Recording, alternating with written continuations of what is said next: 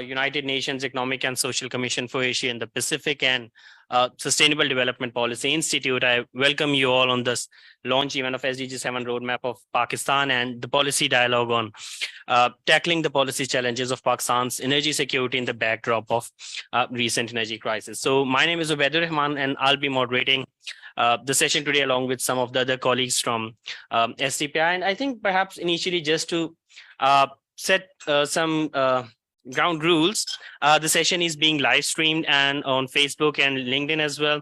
And it is also being streamed live in some academic institutes of Pakistan as well. And again, the recording would be available and you will all be able to visit it later once the session ends. And as the session goes on, we actually invite the questions from all of our audience who is joining us in person as well as online. And please feel free to drop your comments or any questions in the Q&A session or the comment box, and we'll just simply address with our panelists. Yeah, so with this, in fact, before I actually go to Mr. Matthew for his opening remarks, let me just give a very brief overview of how the SDG7 development process actually initiated back in 2021. So actually under the Initiative of Economic and Social Commission for Asia and the Pacific to assist government in decision making regarding different tools. So the government of Pakistan actually expressed its interest to participate in the roadmap development process that initiated back using SCAP's next step models. So with this, Private Power Infrastructure Board being the focal agency on behalf of Ministry of Energy and Sustainable Development Policy Institute as the national partner, the process initially started back in 2021, and after details of data collection, in which again most of the stakeholders are present over here as well. We had a lot of assistance received from Board of Investment, United Nations Industrial Development Organization, as well as all the other relevant agencies coming under the Ministry of Energy, as well as Ministry of Science and Technology as well. So yeah, again, after a lot of stakeholder consultations, data collections, and use of low emissions analysis platform modeling, the SCAP actually launched and developed this whole roadmap in collaboration with SDPI as well as PPIB, which was also initially launched at COP27 as well. So yeah, so as of now, the basic idea over here is to just present the findings of this roadmap to the stakeholders in Pakistan and take all their views and concerns from here as well. And I think what we'll be actually focusing on today is to just highlight what the implementation plan for this roadmap can be. And perhaps more importantly, that in the light of this recent energy crisis and the fuel cost increase, which we're witnessing over the past year, what challenges are all the stakeholders, public, even from the government sector or private sector and civil societies as well, what challenges are they facing in the light of this regional turmoil as well? So with this, I think we will simply like to just begin the proceedings. And I would actually like to invite Mr. Matthew Atkinson from Economic and Social Commission for Asia and the Pacific. Matthew is actually working as the section chief at the Energy Division of SCAP. So yeah, over to you, Matthew. Thank you so much again. Thank you. Over to you. Yeah. Thank you very much for the kind introduction. And I'm very happy to be here today. I'm sorry I can only join you virtually. Mr. Shah Jahan Mirza, Managing Director, Private Power and Infrastructure Board, distinguished participants, ladies and gentlemen, it is my great pleasure to welcome you to this launch of the SDG7 roadmap for Pakistan and policy dialogue on tackling challenges for Pakistan's energy security. We are currently faced with the sobering reality of slow progress towards achieving SDG7 targets, ensuring access to affordable, reliable, sustainable, and modern energy for all. At the same time, we have to recognize that the recently released UNEP emissions gap report highlights that there is no credible pathway in place to limit warming to 1.5 degrees. And therefore, our climate mitigation efforts are falling well short of what is needed to avoid the catastrophic consequences of a warming planet. A secure and sustainable energy system is critical for Pakistan to ensure achievement of SDG7, as well as emission targets reductions pledged under the Paris Agreement and sustainable development more broadly. SDG7, we feel, offers the right framework for navigating the sustainable energy transition to 2030 and beyond. Today's launch of the SDG7 roadmap for Pakistan is the culmination of, as you've already heard, a collaboration between the government of Pakistan, SCAP, Energy Foundation China, SDPI, and Murdoch University, as well as others. These partners came together to support analysis of Pakistan's energy sector, and the result is a guiding framework to increase energy access, energy efficiency, and renewables, while also lowering the nation's greenhouse gas emissions. This report builds off of SCAP's successful collaborative model for developing these roadmaps, which has been applied to numerous countries in the Asia-Pacific region, which has so far resulted in 9 national and 6 city and provincial level roadmaps. Distinguished participants, Pakistan has demonstrated its leadership by developing one of the first SDG7 roadmaps for South Asia, or in South Asia. I really would like to congratulate the government of Pakistan for achieving this very important milestone. This roadmap presents a set of technological options and recommendations for policy measures that form a concrete pathway for Pakistan to achieve SDG7. For example, it suggests replacing biomass-based cooking systems in the residential sector with sustainable and clean cooking technologies. Doing so will bring multiple benefits, including reducing energy consumption, eliminating health impacts from indoor air pollution, and increasing productivity and leading to greater gender empowerment. The roadmap also recommends focusing on energy efficiency measures in the industry and transport sectors. Ambitious policy actions for the transport sector are critical if Pakistan is to achieve the SDG7 energy efficiency target, while at the same time, that would help to contribute towards climate change mitigation. The roadmap also identifies the decarbonization of Pakistan's power supply as offering the highest potential for reducing carbon emissions, while simultaneously improving energy security. The roadmap highlights the important fact that power sector decarbonization is also critical to achieving net zero emissions in the coming decades. Ladies and gentlemen, I would like to express my sincere appreciation to the government of Pakistan, particularly the private sector and infrastructure board, for their continued leadership, cooperation, and support in developing this SDG7 roadmap. I would also like to give my appreciation and thanks to the local partner, the Sustainable Development Policy Institute, for overall coordination and expert input into this process. This roadmap, I really want to emphasize, is not the endpoint of collaboration between SCAP and the government of Pakistan. Rather, we will work to ensure that the recommendations are useful and that they are able to help support achievement of SDG7 targets by 2030. And in that regard, SCAP Secretariat will remain in close contact with the government of Pakistan to discuss opportunities for future collaboration. Regardless, I am confident that Pakistan will continue to lead the way in building a secure, greener, and sustainable energy future for the region and beyond.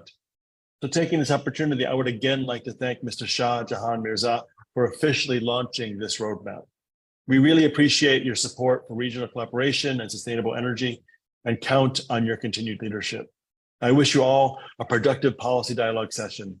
Thank you very much. Yes, thank you so much again, Matthew. Yeah, this is wonderful. I think SCAP has been supporting the government of Pakistan in its energy sector planning for a long time now. I think previously we also conducted another study with the Planning Commission as well. So yeah, that's very long relation. We're again very thankful for all your participation as well. Yeah, so again, because again, before we actually go towards the presentation of the roadmap, so there again, what we actually trying to understand, develop over here is that over the past 3 years, Pakistan has actually witnessed some adverse socioeconomic impacts of the 3 very major crises, starting from the COVID-19 and how economic recovery pathway actually initiated. And while we were on a recovery pathway, Pakistan also had to face very severe challenge resulting in the form of increasing energy prices from this Ukraine, Russia, and this regional turmoil as well. So despite that, the efforts towards transition to clean energy is pretty much the appetite was there because Pakistan has actually undergone a well documented shift in its renewable energy policy just over the past 2 years. In 2019, Pakistan came up with alternate renewable energy policy, and just recently Pakistan has also put forward an indicative generation capacity expansion plan. I think both of them do actually target that Pakistan need to achieve a share of almost 60% from clean energy by 2030 as well. Even Pakistan has also put up some ambitious targets in its nationally determined contributions as well. We have made a shift towards energy market reforms through competitive trading, bilateral contracts market. We do have experts over here as well. So yeah, definitely the efforts have been there. I think perhaps what's as of now a bit lacking, or the gap actually exists in some implementation angles as well.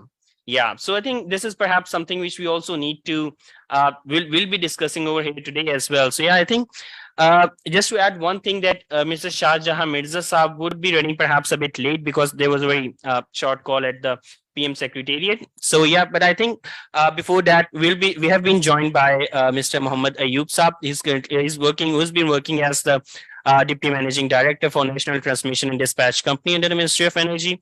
And again, I think before we actually move towards the presentation, roadmap presentation, we would actually like to ask Mr. Muhammad Ayub Saab to initially start with a very his keynote address. So Hamza, if you could just please share the presentation. Yeah, and so Son, I'll be just handing it over to you. Sure. It's really it's an immense prayer for me to be a chair for this conference, and this is a very important topic which you have selected, that the policy challenges for the power sector. And you know that for the last few years, we are being a lot of change in our resources, and the energy mix policies has to be considered in a very serious manner, because you see for the last 2 years, there is a rapid change in the fuel consumptions, the big RNG issues because of this Ukraine and Russia issue. And for the last year, it's become very critical, because you know that despite of the fact that we are relying on coal, which were considered as the cheapest one, and before that, we have not considered that we are now importing coal from the outside. It will not be an effect on our tariff and other things. But suddenly, when the prices of coal increases from $70 to $80 to $450 per metric ton, so then we have to consider that whether we should run these powerhouses or we have to curtail with them. And then we were focusing on the indigenous fuel, which should be in our policy. So thanks to government that they have considered it, and then they have worked a lot, especially our Secretary Power. He has taken a very serious view of this one. And then we start our energy policy for this one, including that our renewable energy resources, that is solar and wind, and especially focusing on the solar sources. And as per IGSA plan, we have already discussed and we have already made it that we should inject at least 10,000 megawatt in the next coming 10 years in our system, which will be 30% of our total demand of the supply. So in the next 3 years, we are planning that we should have at least 3,000 megawatt of solar, and we are planning on it. And inshallah, as per their efforts, it's look like that in 2024, at the end of 2024, we will be able to have at least 2,500 to 3,000 megawatt from the solar. That is the cheapest one. So just a brief look, I make this presentation. And this is the first of all introduction, then sustainability, then what are the challenges of it, and then commitment. Then we have our policies, and then consideration factors and vision and recommendation. So we'll start with the sustainability. So sustainability is not only that we have to sustain for the at the present scenario, but we have to see the future generation to meet with our own need. And this energy should not only be a safe one, but it should also be as per the human human nature, that it should be like a green energy, and we have to focus on that. And these are the only two resources which recently we have, which can give a bulk of power to us. This is the wind and solar. Next.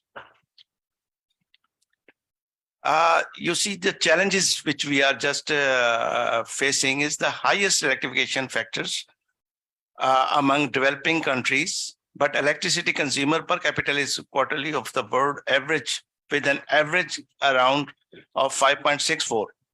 That is the average increase in the growth. Then we have, this is the big challenge for us, that whether we cope with this challenge with new green energy, or we have to adopt some other resources also. Then the reliance on the domestic and industrial sectors, inefficient electricity generator and the compressor devices, which amplified the usual cost of the energy, that when we have a shortage of power, then we are using different resources to meet the need, and that will also cause an increase in the cost if we consider all these things. Then over-reliance on the expensive imported fuel, energy security issues and personal interest, poor management and consequent policies. So these are also big one challenge for us, that we have to not only see our policies, but we have also focused on the cheapest fuel and more concentrate on the indigenous fuel which is available in our country. Huge RE potential, a very few community-based RE projects are operational at this time. If we consider all this, that this is the big factor which have to be considered, that all these RE projects should be increased. And by increasing this one, not only we have to rely, because when we use an RE project, then we have to import our other equipment for this one. But the focus should be that it should not be imported, but it should be locally manufactured. Till we have not locally manufactured, we cannot give a cheaper energy to our consumer. It's not possible for us. Next. These are the good improvement for the commitment, that national commitment which we have already made in 2005 to enhance the use of efficient plant, and then when national vision we have already 2025 to double the power generation as per our IG7 plan. The national security plan we have to achieve the vision of 2030, and then to develop the self-sustainable power sector of the country. Then international commitment which I have already, that we have to rely on reliable energy, renewable and green energy with a 50%, but we are focusing on at least 30% in 2030. And then our Paris Agreement, which is also give us a 50% reduction in the projected emission. The energy policies as per this VN we have make in 1970, we have worked on it, then partially the work is going on. And now at the end, this by the approval of this IG7 plan, we are now a good vision that up to 2030, we are inshallah, hopefully getting 10,000 megawatt in our system through our renewable energy, which will be cheaper one. But till that time, I don't consider that our tariff price will be reduced. Tariff price will only be reduced if we will use our own resources, indigenous fuel, and local manufacturer should come in the market, and then it can reduce the tariff of the country. Otherwise, importing, you know that how the dollar is fluctuating. So if we rely on this import, it's not possible for us to have any change in our tariff. But the tariff price will definitely be increasing, because not only for this renewable energy, we have to see the alternate resources which will be available during peak hours time, how it will be managed, whether it will be managed through our expensive fuel which is to be imported, or we have to see some other resources. Next. Everyone is known that the fuel price is going on and shooting. Now, previously it was shooting in a month, but now in a days and now in hours it is going on. And especially a very critical position in Pakistan at this time. And very, very, I think everyone have to be focused on is that how we can manage this one. Our cream is there, our professional is there, and how we can control this one for this country. Next. This is, you see that the energy mix policy, which you see that we have concentrate more on thermal from 1947 to 1959, then 64, 68, and 1976, and 89 to 2012. We were focusing on thermal, and hydel we have not focused at much as we have to be. And now the energy mix should be as per our IGSA plan. If we will see that we will be more rely on hydel, that will be, I think, more than 45% of the total generation in coming days of the 2030.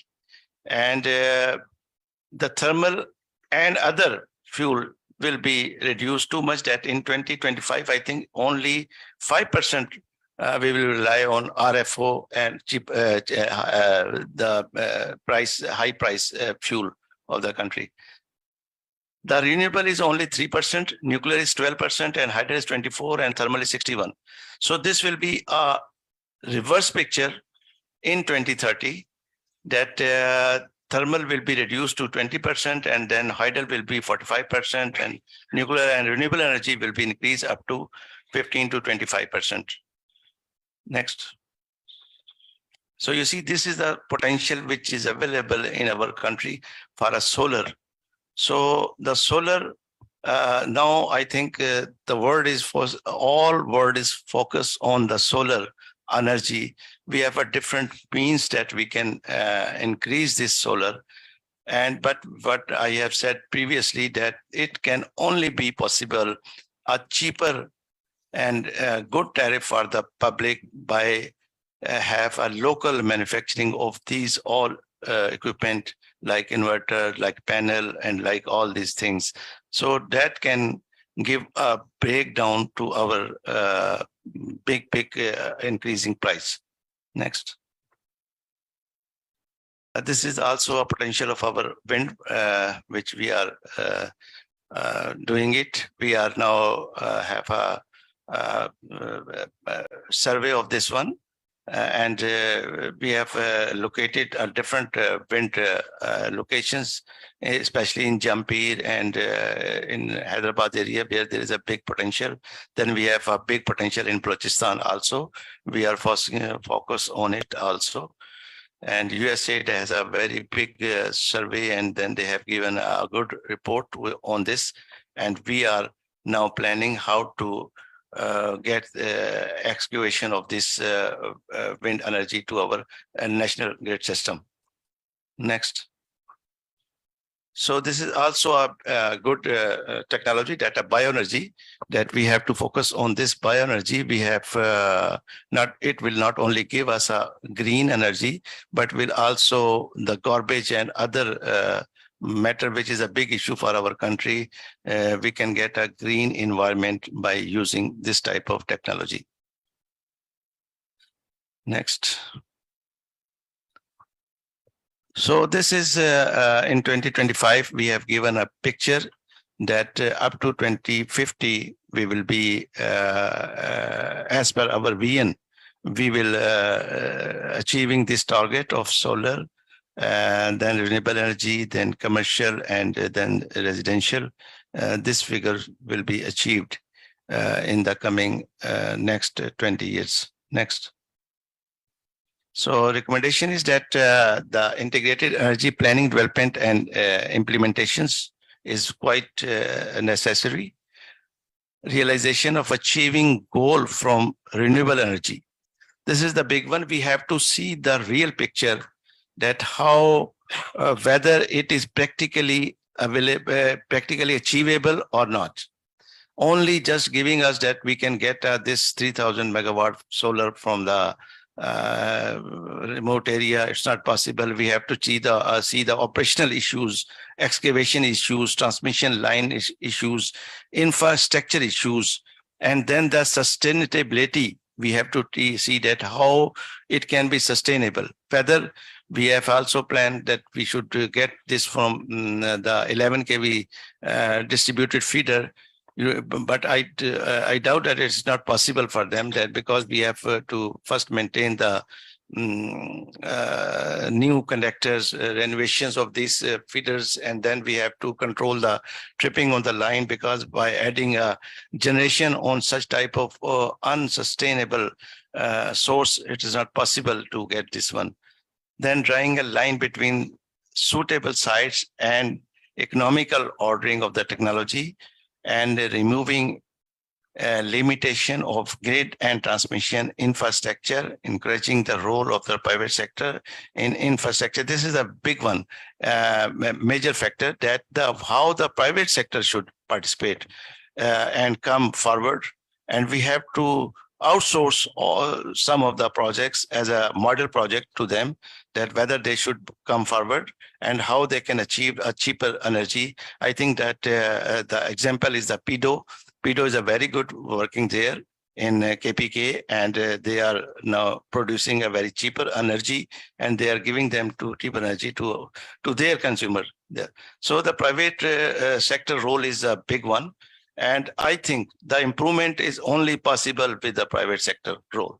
Then the preparation of comprehensive distributed power generation plan. Now we have planned our IGSF plan, and this is the first time that this plan has been approved by NEPRA. And this is and every year we have prepared first time this one for 10 years. And then yearly we will change this one. The 2023 and to 2031 has already prepared. And then we have also making its transmission investment plan also. This is under preparation and we are working on it. So when these plans will come, these plans need to be synchronized with the provincial generation plans. Then it will be a very fruitful to all of us. Then developing local participation in promoting mini grid station. This is also very big factor. So I think on a short, I say that the private sector's role will always be a very major role to give a big change in our power sector. Otherwise, the big challenges for us that our tariff is going on increasing day by day, and everyone is looking on it that we should isolate from this system and we should have an independent system of our own self. So that can only be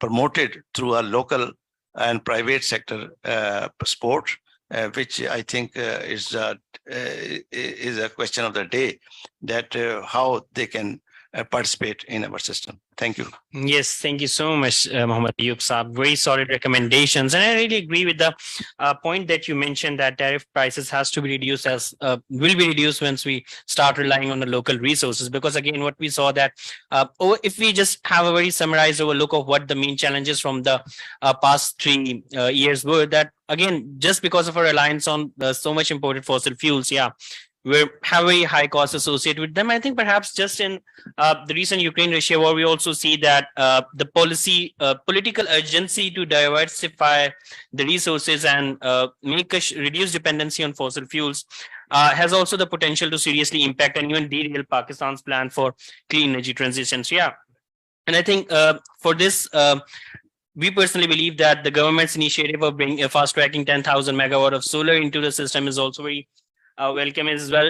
Does need some proper planning, but and I think finally the involvement of private sector, that is extremely essentially important for this whole transition aspect as well. So I think perhaps Anis, this gives us a very good pitch of presenting our roadmap that we actually developed in collaboration with PPIB and STPI. So because again, all of these policies that we mentioned here are also a part of essential or integral part of the whole roadmap development process as well. So I'll just move towards Anis. Anis is currently working as an professor at Murdoch University, and he's also engaged in supporting the UNSCAP in developing energy transition pathways to achieve Sustainable Development Goals 7, as well as in designing pathways for achieving their nationally determined contribution targets under the Paris Agreement. So Anis, over to you. Thank you so much. Thank you very much, Ubad, for the kind introduction. And good morning to you all, Mr. Mohammad Ayub, Deputy Managing Director, and also all other colleagues and stakeholders sitting here. Very good morning. Ubad, would you be able to allow me to share? Yeah, sure. I'm sorry if you could just just wait 1 minute, please. Thank you. Sure. So Yeah, in the meantime, is it already done? All right. Yeah, thanks. Okay, so I'm just going to make a short presentation, and that presentation will sort of set the scene for the policy dialogue that we are going to go to next. So this presentation is on mainly just looking through what are the key findings and what are the recommendations that came out of the SDG7 roadmap. And that's also in a way that we are launching this roadmap today also. As you all also know, Ubad mentioned earlier that this roadmap was also launched at a side event in COP27, but we are launching this again in the country. So I will just start with the background of this initiative, the SDG7 roadmap development, how it evolved. So back in 2018, there was the second Asian Pacific Energy Forum held in April 2018, not in 2021. That was a ministerial forum where energy ministers from across the region came together, and they analyzed what was the situation of SDG7 achievement in the region. Following that, there was a ministerial declaration that suggested that ESCAP Secretariat should support member countries in developing their national SDG7 roadmap.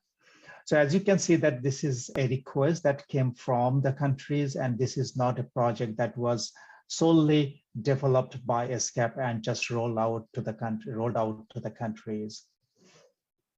Now coming to the SDG7 roadmap development for Pakistan, the journey started back in May 2022, last year. It started with an inception workshop where the whole idea of this SDG7 roadmap was provided or was discussed and presented. And also there was a discussion with all the stakeholders. I'm sure many of you here today were also present in that workshop. Following that, we started with the data collection. That was a huge amount of work that went into it. And we are so grateful to our local partner, Sustainable Development Policy Institute. SDPI has done a great job, not only with the data collection, but also with the overall coordination and expert input. Following that, there was modeling and analysis. There was another workshop to discuss the results and findings. The roadmap was drafted, then it was sent to all the stakeholders by email for their review and comments. All those comments and suggestions were incorporated and came up with the final version of the roadmap, and that the roadmap we are launching here today.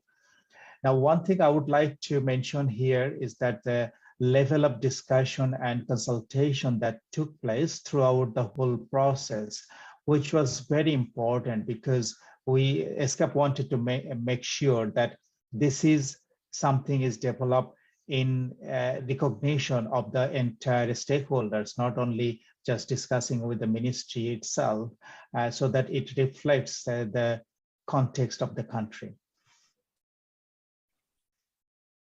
Now, just the key findings, starting with the access to electricity. So we found that in 2021, 93%, 6% of population had access to electricity. Now, why we are discussing 2021 or mentioning 2021 is that it was the base year that we considered. And the reason for this was that is the latest year for which all the data were available. So that's why 2021 has been considered as the base year. under the current policy context, it is assumed that by 2027, there will be universal access to electricity. But when it came to the clean cooking fuel and technologies, we saw that in 2021, less than 50% population had access to electricity, clean cooking fuels and technologies. And if we extrapolate that to 2030, we see that there will be less than 60% population access rate by 2030. However, as you know, that in the SDG7, we need 100% access to electricity by 2030.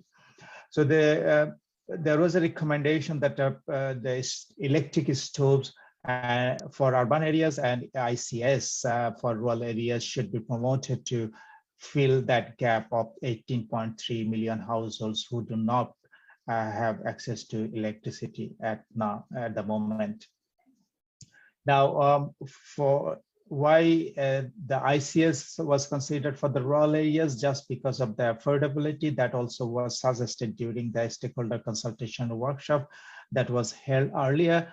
And it was suggested that because the rural people won't be able to afford the electric cook stove, so we can start with ICS, and then it could be considered as a transitional technology. And when the affordability improves, we can promote electric cook stove. Coming to the renewable energy share in the total final energy consumption, in 2021, the share of the renewable energy in TFEC was 3.2% only. We considered the targets and ambitions that were stipulated in the IGCEF, and considering that we found out that the renewable energy share will increase from 3.2% to 6.8% in 2030 under the current policy scenario. The roadmap also suggested energy efficiency improvement in different sectors, including phasing out of traditional biomass in cooking as well as heating. So all these improvements together will also increase the share of renewable energy, which will lead to 23.5% in the SDG scenario. So 6.8% in the current policy scenario, that will increase to 23.5% in the SDG scenario. I also would like to mention here that the IGCF plan will increase the electricity, renewable energy in the power generation mix from 31% to 60% in 2030. Considering the energy efficiency, the energy intensity in Pakistan declined at an average annual rate of 0.55% between 1990 and 2010. So the SDG7 scenario requires a doubling of the 1990 to 2010 improvement rate, which will require to achieve the SDG 7.3 target. And considering this, we found that an average annual rate increase will need to be 1.1% between 2010 and 2030, which will correspond to a 2030 energy intensity of 4.08 megajoule per US dollar. So in the current policy scenario, the energy intensity is projected that it will be 4.47, but we with the inclusion or incorporation of energy efficiency measures, we found that in the SDG scenario, this will be further reduced to 3.97 megajoule per USD. Looking at the emission scenarios, the NDC unconditional target for the energy sector is estimated to be 8.4% by 2030 in comparison with the BAU scenario. We found that under the current policy scenario, the emissions is expected to reduce by 15.6%, which will meet the unconditional NDC target. If we look further in the SDG scenario, the emission reduction is expected to be 21.3%, whereas we also looked at decarbonizing the whole power sector scenario, and that is that is for a longer period of time, up to 2050. Excuse me. And in this scenario, we found that the emissions will be further reduced, and which will also be able to achieve the conditional target, conditional NDC target of Pakistan. So transitioning to fully renewable energy-based power system would be more cost-effective in the long run than to relying on fossil fuel-based power generation. I think this is also something that Mr. Ayub just mentioned, that currently Pakistan is importing coal, which is adding to the cost of power generation. Now, a marginal abatement cost curve was also produced, and this MAC curve presents different energy efficiency and renewable energy measures along with their mitigation costs. As you can see from the curve, that the transport, residential, and industrial sectors have a high greenhouse gas mitigation potential, which are cost-effective in the long term. For instance, if we take the example, the encouragement of public transport and the improvement of fuel economy would provide the highest saving with a high abatement potential. If we look at the renewable energy sector, solar photovoltaic has lower abatement cost compared to wind and hydropower. The abatement cost for solar PV, hydropower, and wind are also seem to be reasonable. So starting from 19 US dollar per ton to about 38 US dollar per ton for wind. So this is a very important and very useful tool for policymakers, that you can decide on the potential mitigation strategies for the country.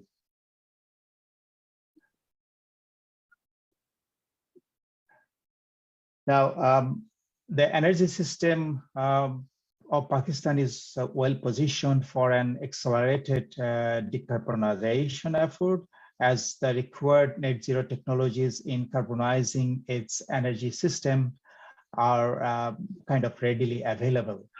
Next step suggests the utilization of 100% electric cooking stove and electric heater by 2050 to achieve the net zero in the residential sector.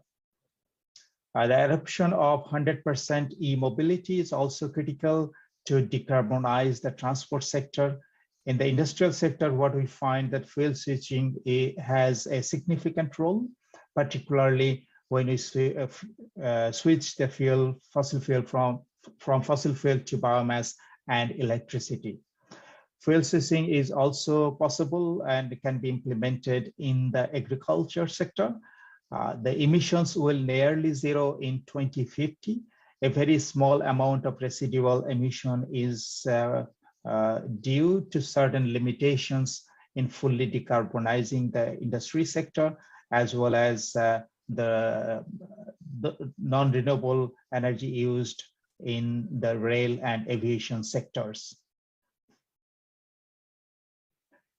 Here is the QR code for the roadmap to download. Also, there is a link here. So if you are interested, you would be able to download the roadmap and have a read in details.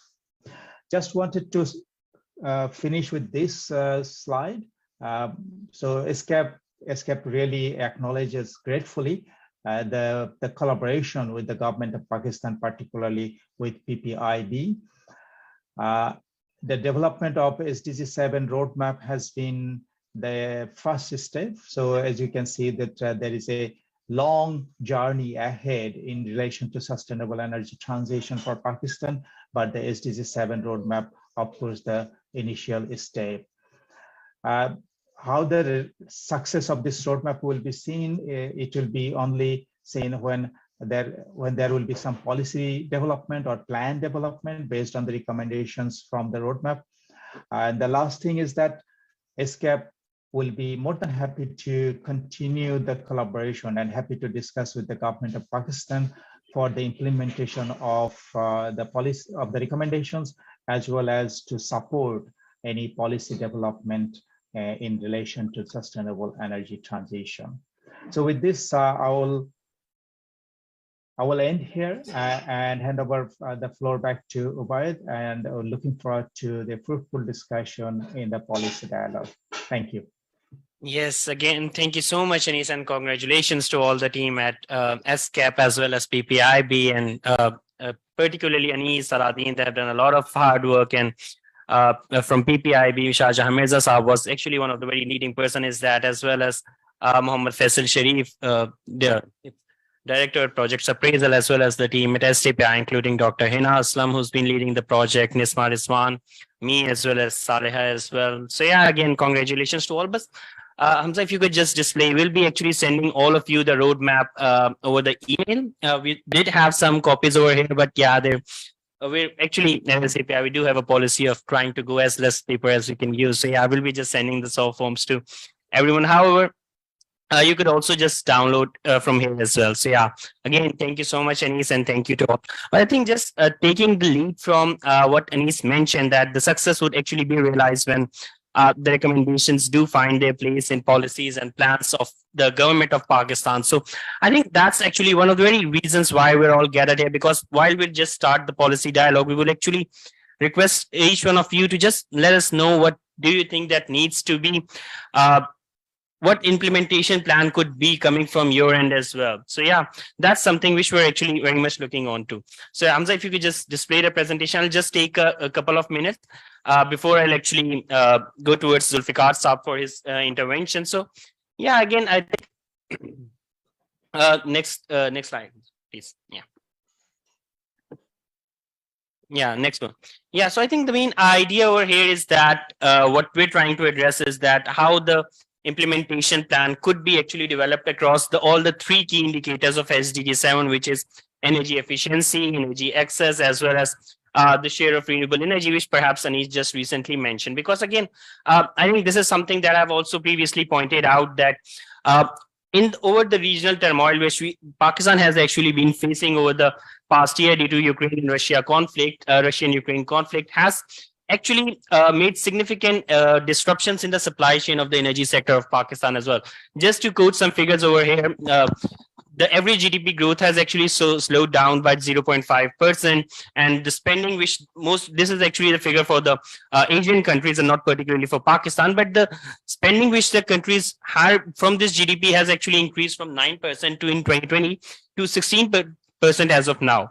And an average household is actually now spending around 20% of more energy on energy products as well. So again, even at the consumer end, Pakistan is experiencing a rising inflation, which has, as of August, which was 27.26%. And if we're just discussing the headline inflation, then energy and food prices are actually contributing to 35 to 45% to this overall inflation next. So again, this is something that is actually coming up.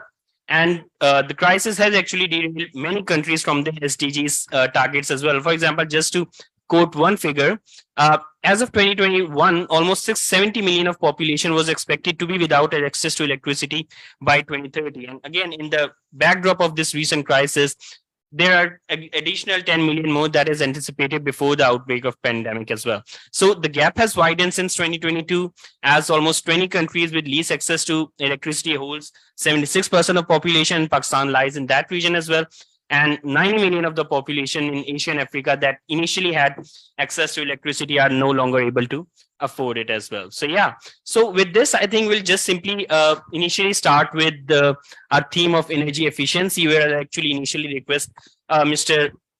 Zulfikar Ali, who's currently working as a Director General reforms at the Board of Investment of Pakistan. And sir, again, thank you so much. Board of Investment has also been very instrumental in this whole roadmap development process for SDPI as well as Ministry of Energy as well. And there are a lot of inputs coming up. So, sir, I think the basic idea which we're actually trying to address over here, we have just jotted down some of the questions where we actually want the requirements to be around. Like as of now, uh, for energy conservation plan will be coming a bit later, but as of now for energy efficiency, perhaps what are the low hanging fruits which Pakistan can address to actually achieve the targets under SDG 7.3, which is energy efficiency. So perhaps along with that, sir, it's just over to you to highlight some of the remarks from your end. So, Thank you. over Thank to you very much. Ji. Respected Mr. Matthew Whittinson, Ayub Saab, Anisa, Asim Saab, Ahad Saab, distinguished guests, ladies and gentlemen, very good morning. And it is indeed a pleasure to be here with you all today. At the outset, let me acknowledge the UN SCAP, EPIB, SDPI for their dedicated efforts to work together to achieve the sustainable development goal of clean and efficient energy in Pakistan. The development of the roadmap of SDG7, its presentation at the COP27, and today's nationwide launch is indeed a very welcoming step. I congratulate the teams on this achievement that have been working tirelessly around the clock. Ladies and gentlemen, as you all are aware that Pakistan's energy problems are not new, but have been intensified manifold by the Russia-Ukraine war and the global supply crisis in the wake of COVID-19, which are being felt even today. The country's high dependence on imported fuels has exposed it to the energy insecurity, including price shocks and supply disruption, and sustained extremely high energy costs. We are heavily dependent on fossil fuels, which make up 86% of our primary commercial energy supply needs. Recently, we are facing unprecedented increase in the import bill of fossil fuels, which is becoming uncontainable. Our Pakistan energy intensity, that is required energy to run GDP, is perhaps higher than most of the countries, and it is certainly higher than all the countries in the Southeast Asian region. The inefficiency worsens the country's dependence on imported fuel because it increases demand for energy that we cannot bear to afford. Ladies and gentlemen, energy efficiency and conservation have been neglected in Pakistan for decades. All governments have focused on adding generation capacity rather than reducing the demand for energy. Even though demand side measures cost far less and can give quick wins. We need to work on reducing the demand by introducing the energy efficiency in every realm of our lives. From appliances to equipment to industrial consumptions, we need to stick with the principles of energy efficiency. Ladies and gentlemen, as you know, Pakistan imports nearly a third of its energy resources in the form of oil, coal, and LNG. The recent decades witnessed a manifold increase in the demand for energy. And there have been attempts which fall short of their promises. The first National Energy Efficiency Policy was notified in 2006, as discussed by Ayub Saab, but it failed to yield the desired results. The Energy Efficiency Authority, ENERCON, was established in 1988, but to no avail so far. In 2010s, Pakistan faced the worst energy deficit, and many of us would have experienced that firsthand. The power outage became a norm and our industry was virtually on halt. On the sunny side, energy efficiency has huge scope in Pakistan, and development of an effective roadmap is very important to steer towards successful achievement of targets of SDG7 and ensuring energy efficiency. Regarding the government's approach towards the energy sector, the sector is open for investment. So that is why I am here with you. With improvements in the demand side, energy efficiency and conservation can provide highly impactful and cost-effective ways for the government to quickly respond to the energy crisis and contain the spread of the import bill.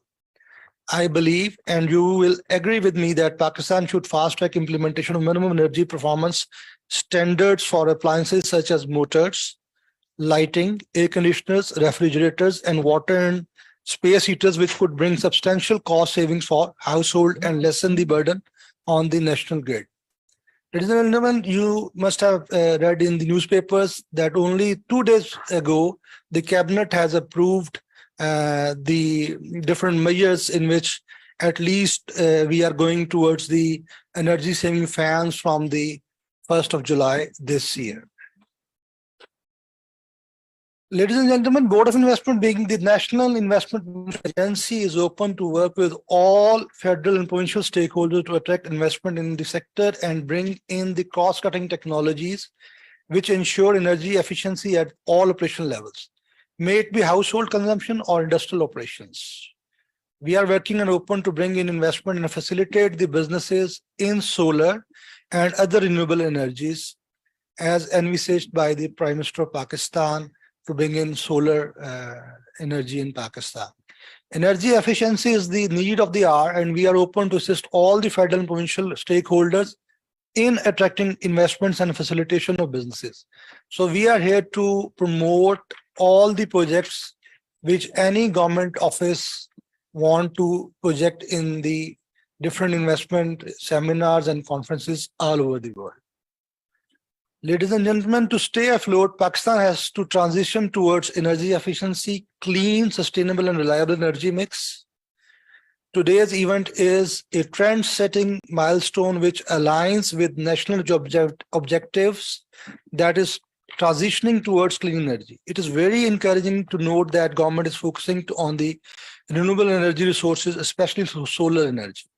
Let me share with you that as a part of our efforts to diversify our energy mix and expand the component of renewable energy, PM of Pakistan has announced that we will exploit the renewable energy potential to the fullest. The federal government have accorded the highest level of priority to the solar energy, and soon you will be experience the sustainable energy revolution that has already begun.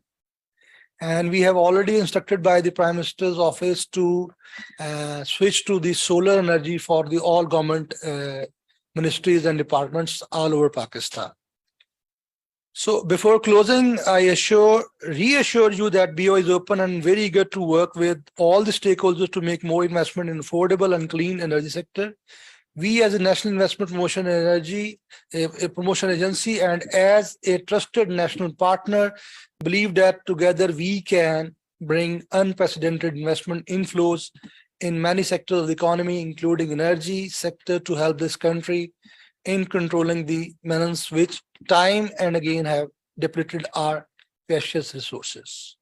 So thank you very much, and I am open for any questions. Yes, thank you so much. Yes, thank you so much, Zulfikar. It's really pleasing to see all the commitments being made by Board of Investment as well. I think just to highlight a couple of points around the minimum energy performance standards highlighted over here as well. And thank Pakistan, the government of Pakistan has just recently come up with an energy conservation plan as well. So we'll also be hearing shortly from Sabi Haider Saab from NICA as well. So yeah, definitely a lot needs to be done around the energy efficiency aspects as well. So I think before actually coming to Masroor Saab, I'll actually request Dr. Fayaz Ahmed Chaudhary, who's currently the director at Lumps Energy Institute, to give his remarks around what actually perhaps the low-hanging fruits over the energy sector are, as well as further. Dr. Fayaz, please feel free to highlight any point as well. Dr. Fayaz has been again a very key resource for all of our consultations, and a lot of inputs are coming from his side as well. So over to you, Dr. Fayaz. Thank you so much for joining us. Gee, thank you. It was enlightening to listen all the speakers. But I always, at the start, thank you, thank you, SDPI, for giving me an opportunity. What we actually are as planners, policy makers, we have been missing out, even in the the talks that I just heard. We are focusing on, my statement may be a bit harsh, but we do the damage, then we start controlling it. So that's how the kind of a reactive approach we have been adopting as a country. So first we went for, we were talking about, and we have always been talking about, and I'm glad Iftikhar Sahab has just mentioned on the demand side. But we have always been focusing on the supply side. So supply mix theek kar lo, ye theek kar lo. And the thing is, why we are even, arranging all those things. We have not been paying attention. So let me share, if you can, I can share with you only one slide or a couple of slides, which will at Sure, Dr. least Faiz. quantify, the issue that we have created for ourselves. And once that is known, then you will know what should be our focus. So if, am I allowed to share my screen Yes, now? yes, please, Dr. Fayaz, please go ahead. Okay. So here I see,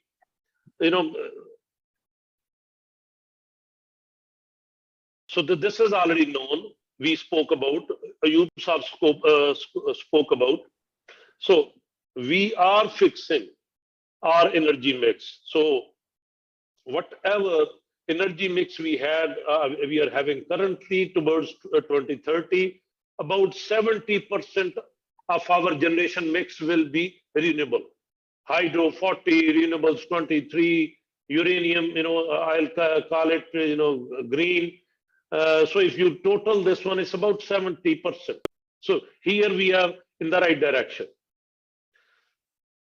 Now, this challenge that we created for ourselves, because if you look at this number on the 40,000 megawatt is our installed capacity.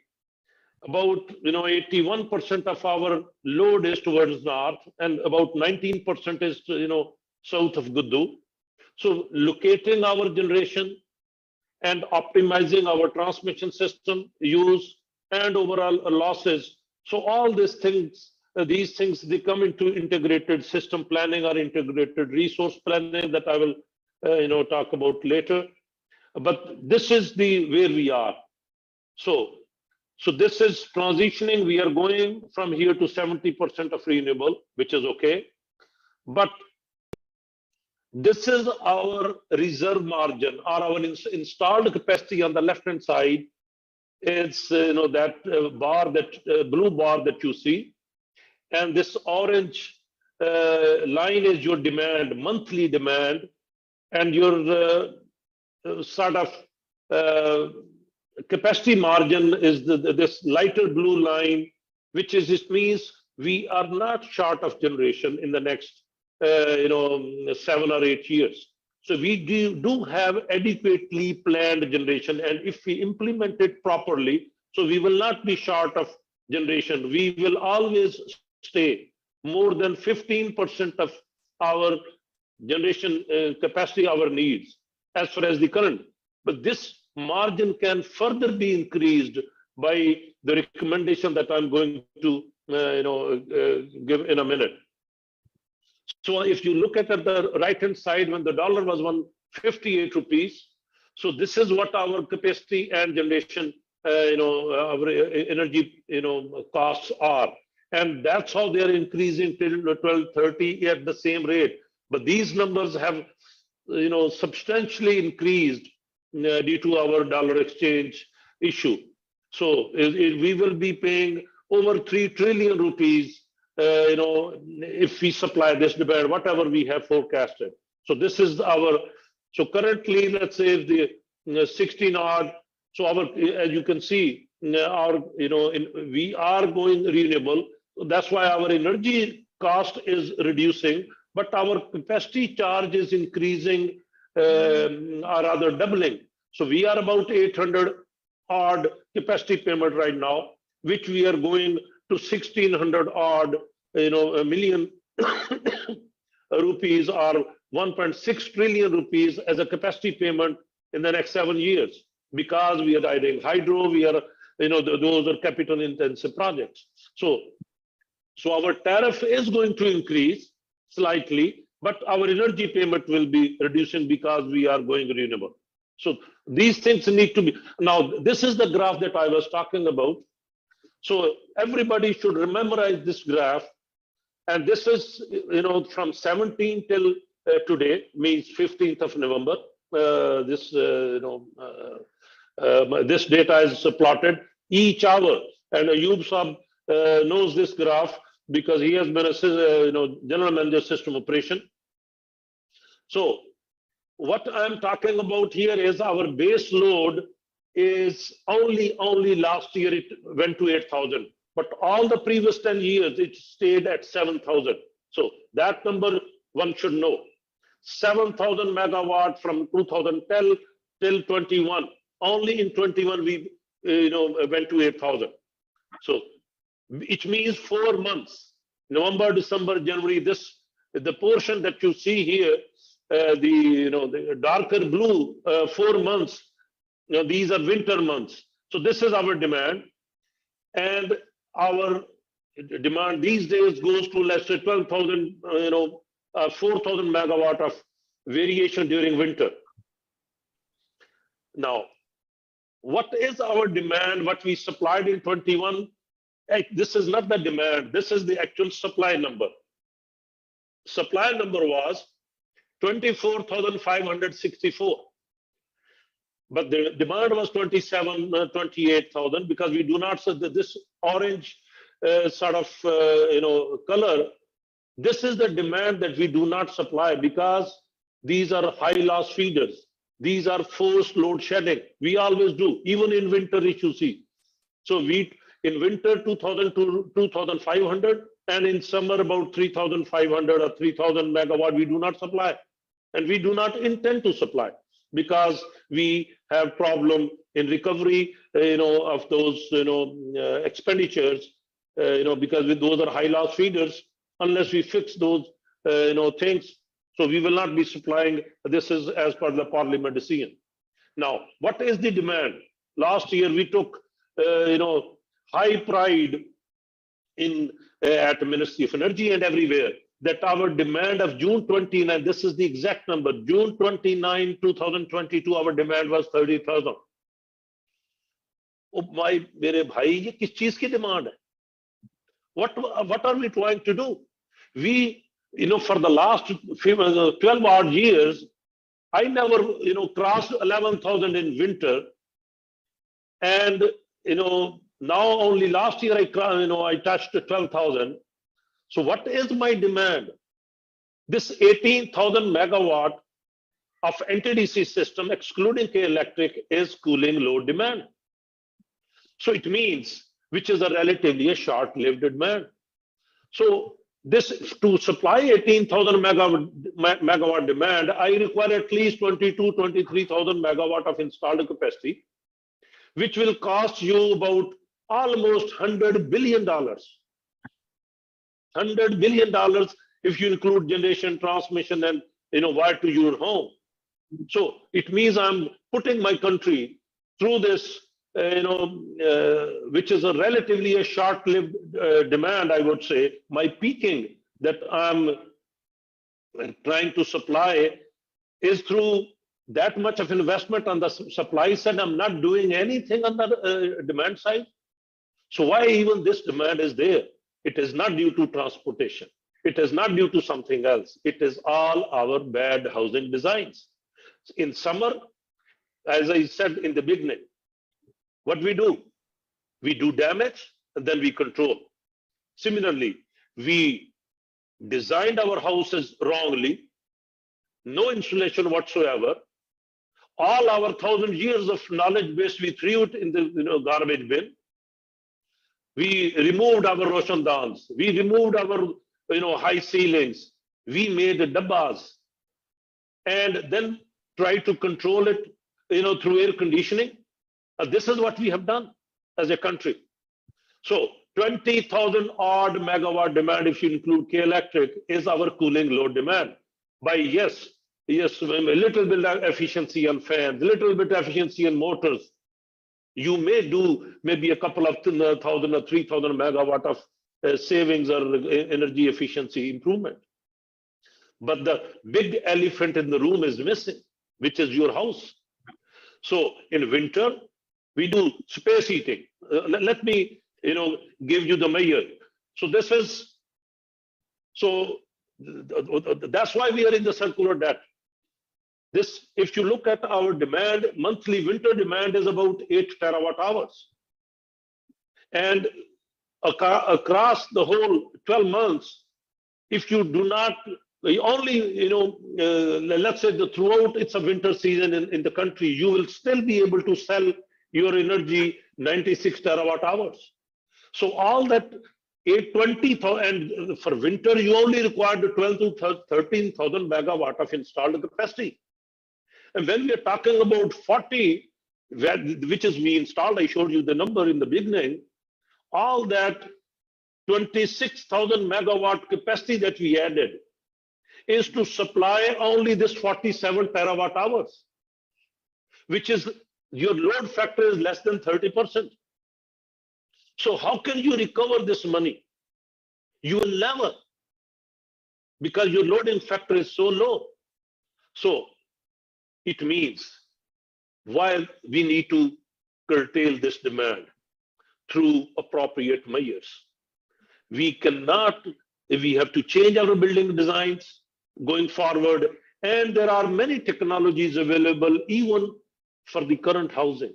Simply, I like a statement, because when Vancouver City, they adopted a standard passive housing standard. They said, instead of putting a sweater inside on your body, on your own body, put the sweater outside the building. So, and you live very comfortably. That is what we need to do. And look at our winter, not only, on the generation side, on the electricity side, look at what we have done to ourselves in winter. This green line is telling you in summer, you have not stopped eating. So we have been using this, all your summer demand is easily met. But all this kink that you see on the green line is your, it's your winter demand of your gas, which shouldn't be there, at least to not that extent. So in winter, you go to the house, it's colder than the outside environment. And in summer, when the light goes out, you go and sit under the tree outside your house, because it is better there as opposed to inside the house, because the house is open and outside is better. Similarly, a house is chiller, it's chillier in the, in winter inside the house, but when you go out, you outside, it's relatively better. So it means we are not insulating our houses properly for summer or winter conditions. So this is where our focus should be. And there are many, I said, zero investment, zero cost, what you can have simply for recovery. You need to give price signals. Our old peaking periods are not the same peaking periods now. Behavior have changed. So our peaking period has to be between 11 a.m. to 3 p.m. These 4 hours. Similarly, from just a minute here, and 3 p.m. to 7 p.m. in winters. We can change our commercial activity from 9 a.m. to 7 p.m. Yes, there will be some, in COVID we followed. So some danda has to be there, because it has become unaffordable for the country. But then our water release on the dam. So instead of 24 hours, it has to, so that we can manage our battery. I call it water battery, relatively a better way, 24 to 48 hours. So a lot of efficiency can be basically brought into the overall system operation. So then we can simply start educating people through our gas and electricity bills. Some of the messages should be there. And the permanent daylight saving, we can move our 1 hour clock permanent, not summer or winter. We can do that, and make Friday a weekly holiday. Actually, I'm not presenting you the results because time is short, but all these recommendations have come through a lot of data analytics that we have carried out at the Lum's Energy Institute. So Friday and Sunday, energy-wise, they're the same. It means nobody works on Friday. This is unfortunate. And if that's how we are going to go, so why don't we make Friday as holiday and Sunday as a working day? Or then it's not a no-brainer to gas prices. The kind of now what we need to do is we on the rate of rate of return, we can our return on equity. I think if the government started it, but somehow that has not really been, I think, handled it properly. We should be in because we need to reduce our capacity payments, and that can only be done through debt restructuring, and the government should pay attention there, because that's yes, it's a hard nut to crack, but country cannot afford that sort of high energy capacity payments. So weighted average cost of gas, or that RLNG, again provincial matters, but again it's a political decision that has to be taken. Otherwise, we will lose huge. We will keep on increasing our circular debt if we do not do those things. Then my recommendation has been on the governance side. We should not be having that many boards, each single body. So there are 10 discos, 10 boards, and the same people are around, same sort of decisions. Why don't we have one a very good professional board at the PEPCO maybe level, or maybe a NTDC and system operation, so we can reduce our burden, and overall the decision making should be quick. So we need to, the last line is the big elephant in the room. Overall, all building codes, and we need to make them energy efficient. All this unproductive peak demand that we supply, that has to reduce. And about 20,000 megawatt cooling load is in the country, which can be substantially reduced by changing our building codes as well as implementing solutions in the current buildings. So building is the real culprit. That's where we need to focus on. And some of the, so there are quite a few recommendations, but the last line that I always say, that implement the independent system operator model, so that our energy planning, especially on the power side, has to be integrated energy planning. So this is the model. So going forward, integrated system plan, integrated resource plan, and integrated energy plan at the planning commission level. That is what is needed. And in my view, it can only be done if we can have a National Energy Security Council. So that is the body that should be appointing boards, professional boards. So it should not be through the ministries, because ministries, they do not have that sort of knowledge base. Every other 6 months, a year, or a 2 year, secretary changes. There is a learning curve for each secretary. So it has not been working out for the last 20 years, and it will not work in the next 20 years as well. So the current governance model is not giving us, so that's why we are in so much challenges.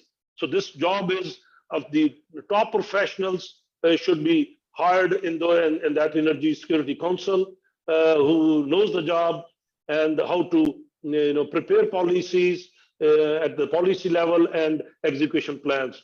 So I think I'll end my talk here. There are so many other things, but I think I have consumed my time. Thank you very much for listening to me. And I'm open to any questions you may have. Thank you. Yes, thank you so much, Dr. Fayaz. We'll definitely get back to your questions. Yeah, to you as well. I think energy efficiency and conservation, just rightly pointed out, needs to be at the forefront of the energy planning as well. And I think this is something, the cooling demand A lot of, definitely, we do have a lot of capacity payments as well. So yeah, that's something we'll also keep knocking, which we'll keep mentioning in the doors of the government as well. So I think perhaps just in the interest of time, we'll be taking perhaps questions collectively. But before that, I would actually move to Sir Masroor Khan Saab. Again, UNIDO has been again a very essential component, and they have assisted us a lot with their clean energy initiative around industries as well, and the reports as well as in the whole development processes, consultations. So Masroor Khan Saab has been a very essential figure as well. So sir, perhaps I think one thing which we would also like to hear from you is that how this recent energy crisis perhaps has also impacted the industrial sector of Pakistan as well. So yeah, if you can, Hamza, again display the slides, but I think I'll just hand it over to you for your interventions as well. Yeah, thank you. Thank you. Thank you, Abed, and thank you, CP and SCAP. This is a wonderful occasion to discuss on the policy matters, of course. Just gone through this a cursory review of your document. It's very nicely built, very informative. I think because United Nations Industrial Development Organization is mandated to develop industry in Pakistan, so we have come up with many projects. Recently, we have a project on energy efficiency and renewable energy. So a very insightful project. We learned a lot of it.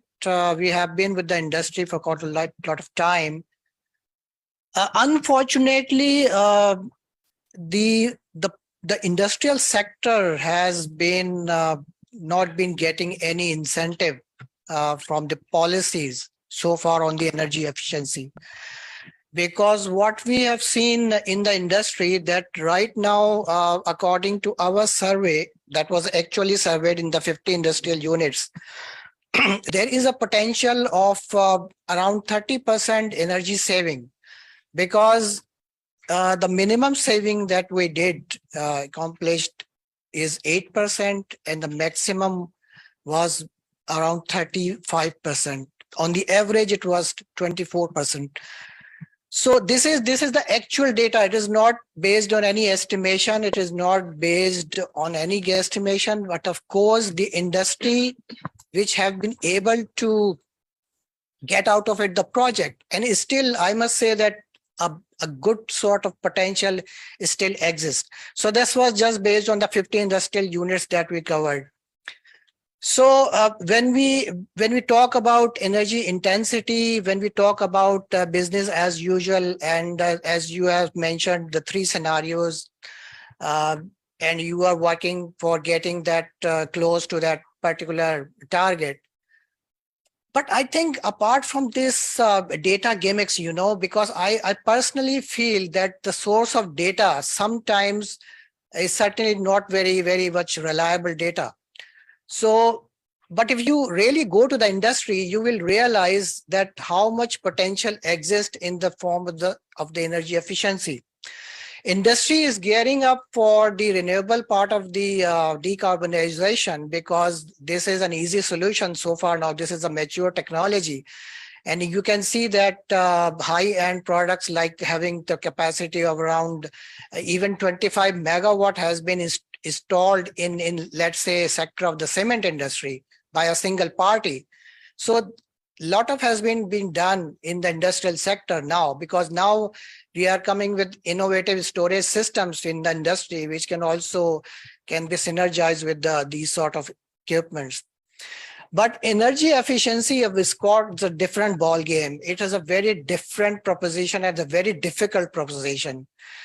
Unless an ecosystem has not to be created by the regulatory authorities like NICA, and I can see that there are so many recommendations and so many concerned policy making departments. One of the major concern is that, of course, NICA is the primary body mandated to cover these regulatory things, but the coordination between all these bodies which were written here is entirely missing.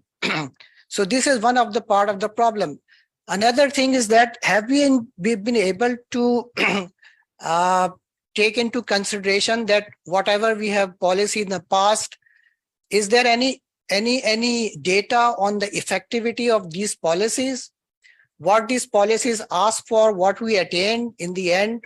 And of course, the grounding of these policies is one of the major problems. So the problem is not in the policies. The problem is the missing of the mechanism how to implement these policies. So this is one thing, and as the coordination gap between different bodies in the government sector is of course one of the primary reasons that we have not been able to achieve all these things. So as far as the NICA Act 2016 is concerned, this is a very good act, of course. And then we have also come up with the recent draft of 2022 policy. I don't know whether it has been finalized or not. But you have also have this three-phased action plan, 2020 to 23. So what has been done? We have up to what level we have progress in that. But the question is that whether NICA has been capacity, the increase in the capacity and the need of the institutional capacity building has been realized by the government or not. This is the best part of the question. So what the development agencies like UNEDO, we have tried to do it. The GIZ is trying it according to its mandate. World Bank is coming up with the decarbonization project on energy efficiency as well. So these are also all sort of tit and bits efforts, but the onus is on the regulatory authorities and the government to create an ecosystem for the industry in which, because industry has its own problems. Industry is not there to generate energy. Industry is not there to do things which is not or their core mandate or business. So of course, the recent increase in prices, of course, interestingly, it can boost the efforts of the government, because whenever energy price increases, the case of the energy efficiency built up based on the economic basis. So this is a high time that these sort of suggestions and recommendations should be coordinated in a better way, and some sort of mechanism should be devised in which we can come up with how these policies can be grounded effectively. And down the line, if the policy is given here today, what would be done after 5 years? So these are things we should think about it. And please try to focus on industry sector, because this is one of the sector which, according to your own document, is the second most primary consumer of the electricity, of the energy. So since as far as the SDGs are concerned, the engagement of private sector is very important, and you cannot engage private sector unless you incentivize them in some sort of activities.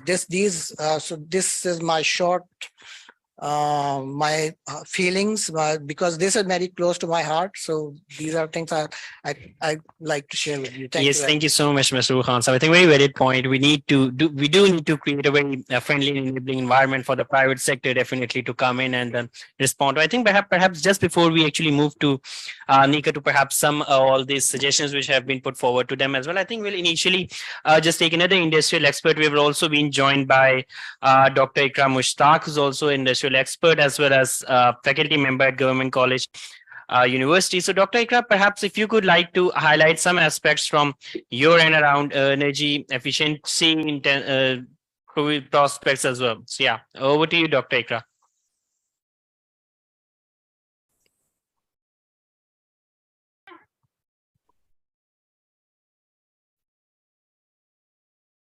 Can you hear me? Yes, you're audible, loud and clear. Thank you.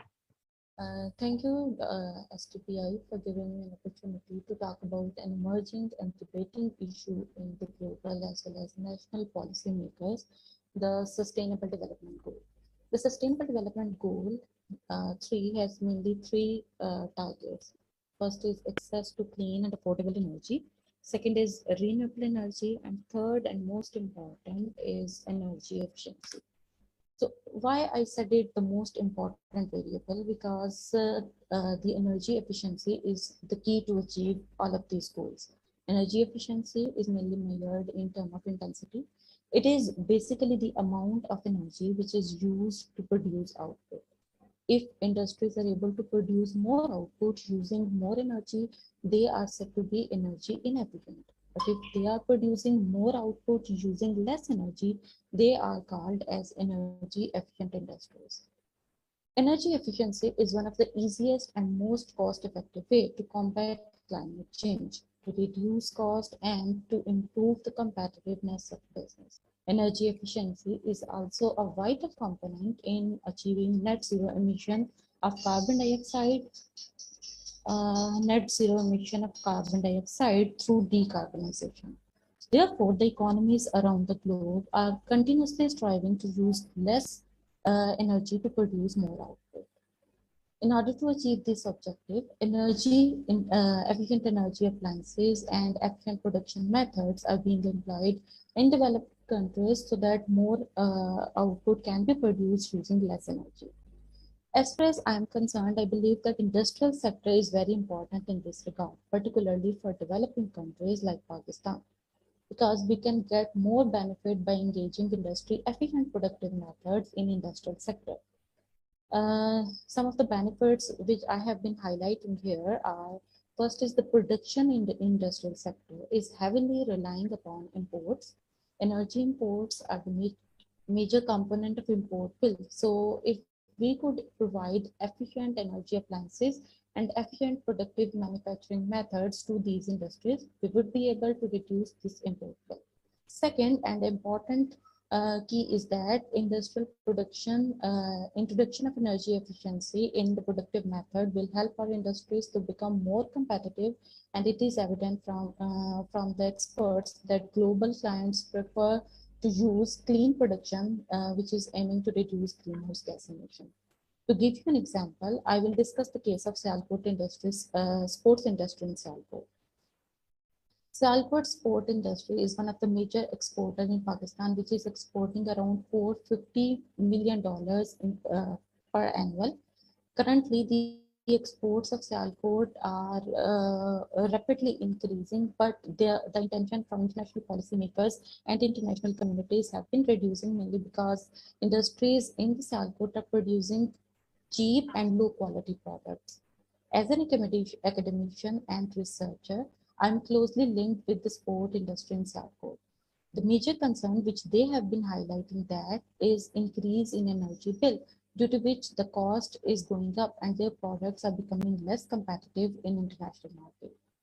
So there is no problem for renewable energy or clean energy. The industries in the Sialkot are very much aware about the use of clean and renewable energy, and they are utilizing non-renewable resources to some extent, but they are not familiar with energy efficiency. So what we have to do, we have to provide an energy efficient standard in industrial network, not only in terms of efficient electricity generation, but also to reduce energy usage per unit of output. The way out is this, that we have to develop a link between academia and policymakers and industries, so that the theoretical aspects of energy efficiency established by the policymakers and implemented by the policymakers can be conveyed to industrial sector. So basically what I am proposing at this forum is that we have to develop a regular consultation of industry, academia and policymaker, so that modern practices in energy efficiency can be understood, implemented and adopted in much better way. Another issue which has need attention is that technological innovation is very necessary.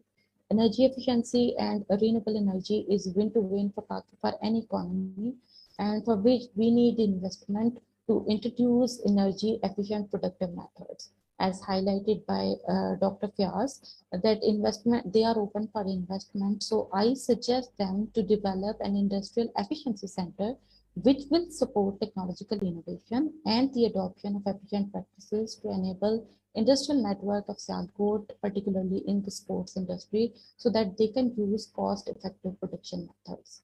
Thank you. Yes, thank you so much, Dr. Acker. I think very relevantly pointed out about again the sport industry and I think capacity building requirements as well as definitely the linkage between industry and academia is extremely important to bring in all the technological innovations as well as just bridging the whole technology gap as well. So yeah, definitely this point is again very well noted. I think, but just we have before going to actually Nika again, I would actually request Dr. Khalid Wali. Dr. Khalid is actually currently working as a consultant at Sustainable Development Policy Institute. So, Dr. Khalid, if you could perhaps also highlight brief remarks over this aspect. Yeah. So, over to you, Dr. Please. Thank you. Thank you so much, Ubaid. First of all, I would like to congratulate STPI, UNESCAP, PPIB for the launch of this insightful document that is SDG7 roadmap for Pakistan.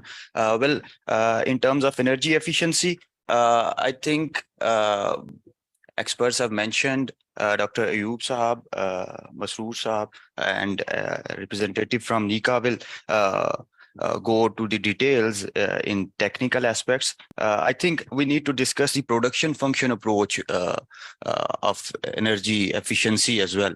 The basic inputs that we need to produce some output in traditional economics or macroeconomics, those were your capital and labor. I think we need to incorporate energy as an exclusive and as an explicit energy input in our production function as well, so that we can lower the cost of energy involved in the production processes, and we can maximize our profits by reducing the amount of energy that is needed to produce that output. In this way, I think we can use energy efficiency to produce more output, and we can achieve energy efficiency goals.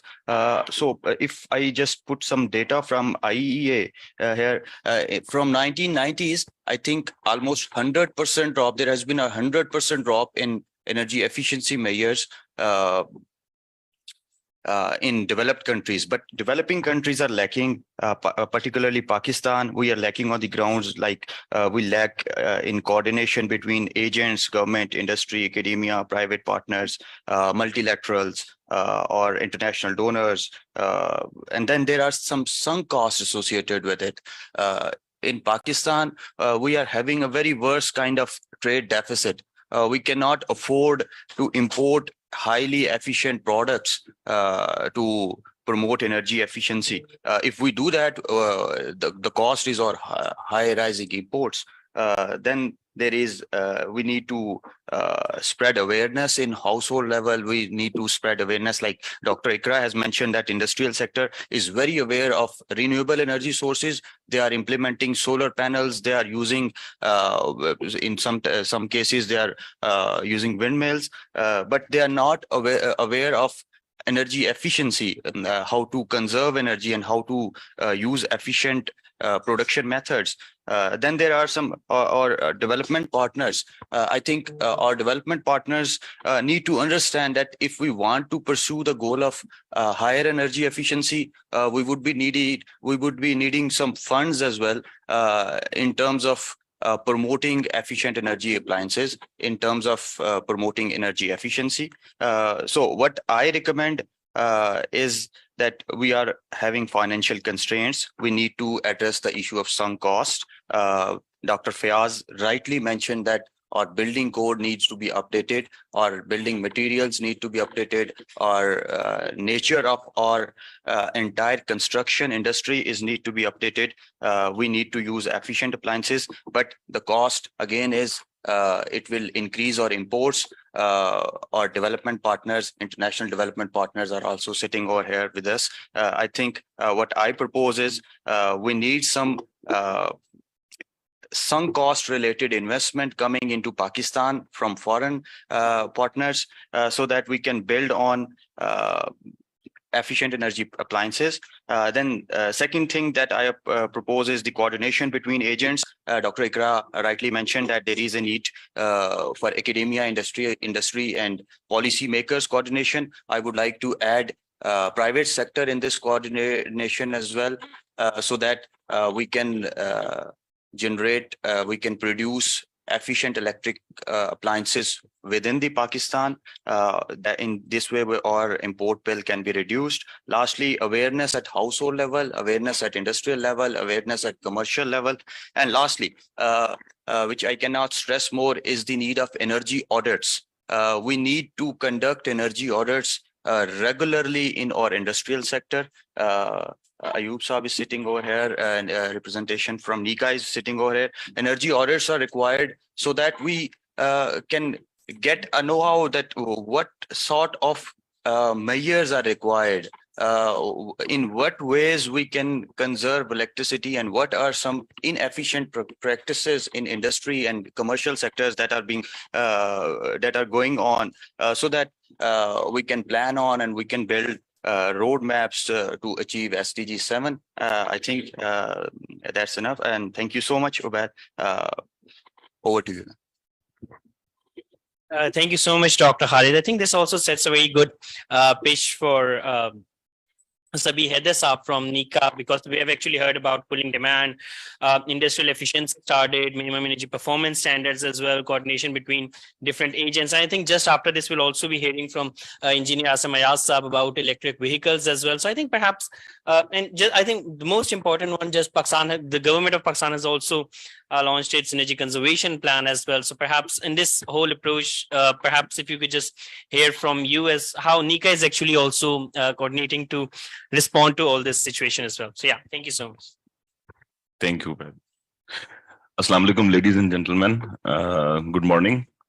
Thank you so much for organizing such a informative and inclusive policy dialogue, and as well as I must appreciate SDPI, SCAP, and DPIB for coming up this roadmap.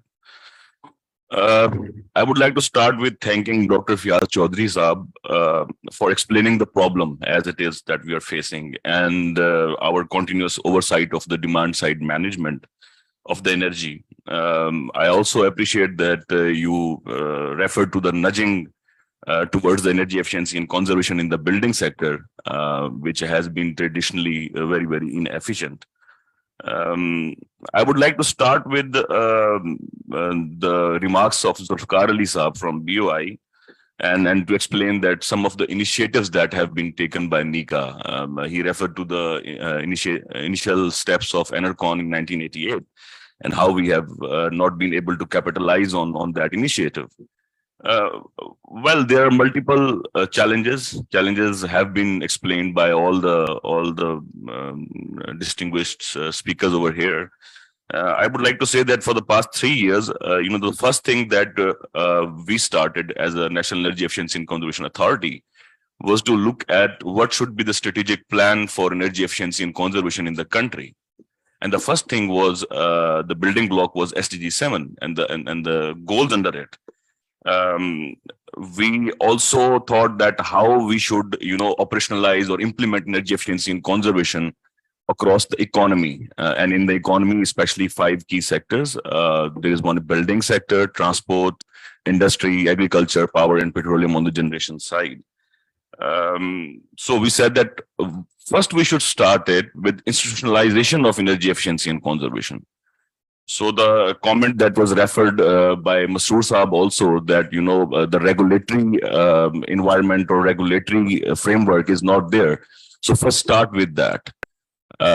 We started developing the National Energy Efficiency and Conservation Policy, as any other policies in Pakistan are being developed, but we have also focused that what should be the framework, policy framework for this document. And we thought that rather than it should be a regulatory policy, it should be a document which should nudge the consumers across all the sectors towards energy efficiency and conservation, rather than making them compliant through hardcore regulatory steps. We focused on the business enabling policy framework, taking private sector on board. This was the one step. Then we have planned for operationalization, where we have, obviously devised frameworks for standards and labeling for appliances in the building sector. We have taken on board all the manufacturing associations for the appliances, just to give an example. And along with that, we have also proposed linkages with the academia and as well as industry. So industrial assessment centers and activities like, developing training of trainer programs for energy audits and managers, because the capacity is not there. So these three steps of institutionalization, operationalization, and implementation of energy efficiency and conservation for the period of next 7 years, 8 years till 2030, we have found out that one of the major barrier is basically awareness. Information asymmetry is one of the major barriers. How that's possible? I mean, like but if we look at, the energy efficiency and conservation were introduced in the country in 1988. And since then, we have not been able to capitalize on that. We have not been able to change the behaviors that is there. So awareness is always, seen as a very soft component. However, as it is a demand side management of energy, it involves behaviors, change in behaviors. And how behaviors change? Behavior change over a period of time. They start from, heightening, we have to invest on heightening the awareness. Then we have to change the attitudes. Then we have to, somehow, take actions or generate actions on these information awareness and as well as attitudes, and then make the population of stakeholders as an advocate, implementer, and then advocate for energy efficiency and conservation. And this takes a time. In Africa, I mean, like there are various challenges, big challenges like AIDS and things like that. The behaviors have been changed over a period of 3, 4, 5 years. You have to continuously invest in the awareness and as well as advocacy for energy efficiency and conservation. That has been missing over the period of time. It has been coming in bits and pieces. The seasonal variance in peak demand is like around 13,000, if I'm correct, megawatt approximately, or 12,500 megawatt. So, this reflects that, our behaviors have not been changed, or we have not been able to inculcate the conservation in their behaviors. And then with behavior change, one of the major indicators is adoption of the energy efficiency technologies. So if the behavior is not changed, how the stakeholders or various consumers across the sectors can adopt the energy efficiency and conservation? Regulatory framework and the incentivization and everything comes afterwards, I believe so. This is a supportive framework of the policy. However, in our national energy efficiency and conservation policy, as Masroor Sahib has asked, is currently with the cabinet for approval, and it is being discussed at length and breadth at that forum. Some of the salient features are standards and labeling regime for appliances, mandatory energy audits or voluntary energy audits. That has to be decided in the implementation plan of the policy. We are also engaging on the incentivization side with the finance ministry. We have proposed that various incentive mechanisms should be developed, basically to nudge the consumers and stakeholders towards energy efficiency and conservation. At the same time, we have also focused on developing, as I have said earlier, industrial academic linkages with industrial assessment centers, taking private sector on board. Development of even the assessment labs, testing labs in the country, and various government stakeholders. Also, at the same time, in that policy, we have focused to devise coordination mechanisms and coordination platform at the provincial level, because NICA, being the federal focal agency for initiating and catalyzing energy efficiency and conservation, is obviously a federal body, and its implementing arms are in the provinces in shape of provincial designated agencies. So provinces also have to take steps, and I would also like to inform all the colleagues over here that Punjab already had energy efficiency and conservation agency. Recently, Sindh has also established an energy efficiency and conservation agency in their province, and Balochistan has sent a summary for establishment of their energy efficiency and conservation agency to the CM, and KP is on the way. So and those arms will also be a support structure for the industry, industrial consumers, industrial stakeholders, as well as, transport and agriculture departments, which are a provincial subject, so to speak. Khalid Walid Saab, thank you so much for highlighting, some of the major energy audits is one of the major component. And recently, as we all know, that solarization of public buildings initiative has been taken. And obviously, one of the major thing that we have to realize is that we have to couple energy efficiency with the renewable energy.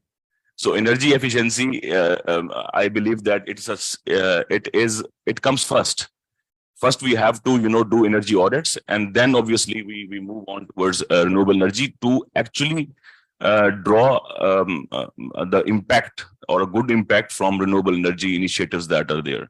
I would also like to share some of the initiatives of the recent energy conservation roadmap that the government of Pakistan is proposing. And again, I have one of the first one, which gets most flack, is the early closure of markets. So I mean, lots of colleagues over here must have been to European countries or foreign countries and have seen the shopping malls close at 7 p.m. In the evening. But over here, unfortunately, we have not been able to inculcate that behavior. We have not been able to, and we have to. I mean, this is the hard time. When Nika was proposing some of these measures and was crunching numbers, so we came up with a $279 million can be saved per annum with only this measure, and this only change behavioral change. This does not require anything else. Obviously incentivizing them, obviously all other things that are there, but this is a behavior chain. To get and this our religion also, which we prefer, the majority of the religions also say that do not waste the resources. So it has all the ingredients that are there. It just needs to be, the information needs to be repeated again and again to actually inculcate that behavior. And similarly, I would also like to say one other, that there's a fan replacement for with regard to inefficient fans. $73 million per annum saving. And the proposed national energy efficiency and conservation policy that we have submitted with after all the consultations at the national level with all the stakeholders, it can give us a saving of $6.4 billion per annum till 2030. In terms of fuel import bill. Approximately we can hit 9 million tons of oil equivalent saving till 2030. And the implementation cost of that policy is only $8 billion. But again, one of the major side is activation of finances. And there comes, the part, and onus is also on our side also, that we have to, reach out to climate financing, reach out to donor agencies. They have been doing fantastic work with us. Nika would also like to appreciate World Bank. We have worked together, UNIDO, GIZ, again, international partners, bring in, expertise with regards to, latest energy efficient technologies that are there, and build the capacity, local capacity. So we also appreciate that. So on this note, I would like to thank everyone. And yeah, yes, thank you so much. Perfect. So this was very well highlighted. And I think perhaps one of the very key points which coming out of this whole is that behavioral change is one of the very key awareness, as well as the behavioral change is one of the very key aspects as well. And I think just the figure you highlighted about the 279 million, which can be saved through these initiatives as well. So yeah, that's perfectly. And again, thank you so much for very comprehensively also addressing most of the questions raised by the stakeholders as well. And I guess another thing, we knew about the energy efficient PICA as well as SICA, but coming from Balochistan, sending a statement, yeah, that's also very welcoming, and it looks appear that the things are going to go towards. But before we actually move towards the energy access session as well, and where we initially start with Ms. Sadia, I'll actually request Mr. Asim Ayaz Saab to please deliver some key insights on, because I think transport sector was, Hamza, if you could also please share the presentation. Transport sector was also very briefly highlighted by many of the stakeholders as well. So I think for transition, electric vehicles has to play a very important role as well. I think we initially had policies coming from MOCC, in fact, more importantly from MOIP and the Engineering Development Board for two-wheelers and three-wheel and the trucks as well. So, if you could just clearly highlight what is actually Pakistan planning to do around those aspects as well. So, yeah, over to you, Asim Saab. Thank you so much. Thank you very much. I thank you people for organizing this workshop and giving me the chance to be here and present something about auto sector. You see, Ministry of Industries and Production is not the leading ministry in energy conservation policy making, but in implementation, we do have a role, and which is important in a sense that nowadays we are into promotion of electric vehicles, as well as manufacturing of solar, or we want to have a mix of local manufacturing plus the import of solar or solarization of the country. So that is the second subject, or in energy conservation at the shop floor level. It is partly our subject, but not fully, as we are controlling the manufacturing, or we are the regulators of manufacturing. Can you go to next slide, please? So just to highlight that the incentives for 2, 3-wheelers and heavy commercial vehicles were approved or implemented in June 20. And the incentives of 4-wheelers, which is cars and SUVs, were approved in June 2021. These are incentives for the manufacturing of automobiles. It covers all type of automobiles. These are covered in the Auto Industry Development and Export Policy, which is the prevailing policy, and there is a chapter about manufacturing regime. So what were those incentives? The incentives were basically the tariff incentives, which we were responsible of. And we have announced 1% custom duty on EV specific parts, which are around 40% in a motorcycle and 40% in a car or an SUV, according to the value. There are some exemptions on sale tax also, on motorcycles, on the imports also. So I think you are not the technical people or the manufacturers. I should just tell you that these incentives are as much as we could have given. There cannot be more incentives than this. But as we are not giving the subsidy, I'll come to that scheme also. But that was a best policy which was made by the interministerial coordination headed by the Minister for Industries and Production. Next. So one sector which is picking up internationally and is expected to pick up is the 2-wheelers or 3-wheeler segment of Pakistan. Just to tell you that we have 90 companies of 2, 3-wheelers in Pakistan with an installed capacity of 6 million motorcycles per annum. That is, the motorcycles normally operate in the cities. They have the impact on climate or also in addition to the consumption of fuel. According to NTRC, there are 26 million motorcycles or scooters registered. So they are consuming the fuel as well as polluting the cities also. You can see the motorcycle production has been over 2 million for the last 4-5 years. So these are significant contributors to the pollution as well as users of the fuel. Next.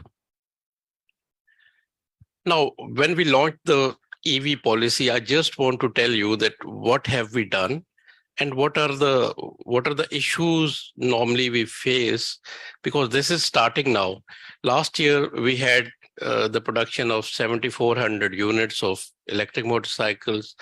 This year, it's picking up, but it's picking up slowly. I mean, we have touched around 6,000 in first 5 months, but this we think is not sufficient because we have big cities. It has a very low proportion in the overall production. But you see the adoption, it depends on price of the electric bikes also, because the technology is not, I mean, it's new technology, it's expensive as compared to the conventional ones, and the behavioral changes or the mindset also needs to be changed, as the worthy colleagues have already highlighted. But this promotion of 2, 3-wheelers, or specifically the 2-wheelers, electric bikes and scooties, We presented last week in the cabinet, and we'll be announcing some the Prime Minister will be announcing, if approved, that financing or the facilitating EVs, the summary will be presented to ECC of the cabinet probably next week, and then we can come up. But if we put some other things right, we can easily shift to producing more EVs. Next. See, there are some issues. If we don't, we are not only targeting the 2-3 wheelers, we are talking about 4-wheelers, we are talking about buses and trucks. The policy have given the tariff incentives, but what is the issue? Why is the adoption rate so slow? Number one challenge is the charging infrastructure, the electricity cost, source of generation, the coordination, from where there are different type of chargers. I mean, if you have to charge a vehicle or a customer has his own perspective, he does the cost and benefit analysis at the end of the day. We have been facing some registration issues also in the past, which is sorted out, but still in 3-wheelers. Say, what I mean to highlight is that when Ministry of Climate Change prepared this EV policy, or they went to the cabinet in 2019, we had some objections, and those objections were related to some technical matters, not that EVs should not be promoted. Then the subject of local manufacturing was transferred to us, and I think up till now in 2-3 wheelers we have done well. We have given 23 licenses of EV, and we are anticipating more in the days to come. Another issue which we will be facing, or the customers will be facing, will be the standards and certifications. It's not a very safe vehicle to be used. It catches fire. We have to be proactive in that also. And you see, to bring down the cost of electric vehicles, now we have proposed some subsidy. We have proposed the financing from the banks also. We just want to kickstart this use of EVs, and in motorcycles, luckily it has started. But this coordination, as I have already said, the coordination of this policy or the implementation is with Ministry of Climate Change. I think my department did well to make the laws, rules for at least giving the manufacturing licenses, but we, as a nation, what we think we have been facing the coordination problems, the funding, green financing. The international donors do a lot. They allow, or they sanction, or they make a part of their whole plan. But we have not been able to get those funding due to our own reasons. And the coordination activities, if it is missing, I think if we have to push this, the adoption of electric vehicles, all sitting around the table have to do their part. Obviously, NICA is doing best. BOI is, we appreciate them. They keep on sending us the applications or keep on referring the people to us. But all of us has to play our part, as one of the worthy colleagues from NICA has highlighted. With this, I thank you. It was just to show you that what is the role of Ministry of Industries. We, as a regulator of motorcycles, part manufacturing of conventional vehicles, we have adopted ourselves. We have changed our laws, rules, and accommodated manufacturing of electric vehicles in the law, which is prevailing for the manufacturing of vehicles. And we are open to any suggestions, any good points from, we are working with JICA, we are working with UNIDO also, and we are working with other international donors or the agencies. With this, I thank you very much for the patient listening, and you are open to any question which you have. Thank you so much, Asim Saab. I think thank you again for highlighting all the challenges and all the work that you are doing around the electric vehicles in Pakistan. I think this has been a very insightful discussion. Then we already have a lot of actions to take forward. And I think further, as we move towards the other two key indicators, we have already covered some of the aspects over as well. So yeah, I think perhaps if Hamza, if you could just share the slides. Yeah, so I think we'll be just moving towards discussion more towards energy access now. And for the first point, I'll be actually requesting Ms. Sadia from K Electric to address some of the challenges which energy access we are facing energy access because of the increasing electricity prices, as well as and any other aspects that you want to highlight. So yes, over to you, Ms. Sadia, please. Thank you. Assalamu alaikum, everyone. Again, big thanks to STPI for putting this important subject together. और जो इसकी चारों strands हैं जिस पे हम आज बात कर रहे हैं, those are very, very interesting. Quick introduction. My name is Sadia Dada. I look at marketing, communications, ESG, and customer services for K Electric, which is Pakistan's only vertically integrated power utility. So quickly coming to the subject, I really wanted to touch base on the couple of things jo is waqt suni. Dr. Asim's presentation on electric mobility being the future of clean tech in Pakistan is absolutely spot on. I'll touch upon it a little bit in my presentation, but quickly some facts about Pakistan's current state of energy access. So if I were to give a number to it, 1 out of every 4 Pakistanis currently does not have access to electricity. 26% of this country does not have access to electricity. क्योंकि हम बहुत बड़ा मुल्क है, तो 1 out of 4 को अगर आप multiply करते हैं और देखते हैं, that's 50 million people today who still don't have access. That means कि landscape काफी बड़ा है. अच्छा, ये तो बात हो गई कि इस वक्त current situation क्या है. I think more importantly, where do we want to be? As far as energy access is concerned, by 2030, by 2040, by 2050. So I think one of the biggest opportunities that this forum can perhaps help Pakistan develop is, the roadmap to making sure that energy access 100% jo hai, when do we want to achieve it? And that's really, the biggest thing. We're already taking a lot of first steps in our power sector planning. So in the past 2 years, we saw 2 big developments. One is, of course, a lot of licensing and regulations that were preventing, restricting the growth and expansion of the power sector. Uske upar jo power regulator NEPRA hai, they have worked very hard. First is, of course, the competitive market and liberalization ke jo first steps hain, where the wheeling regulation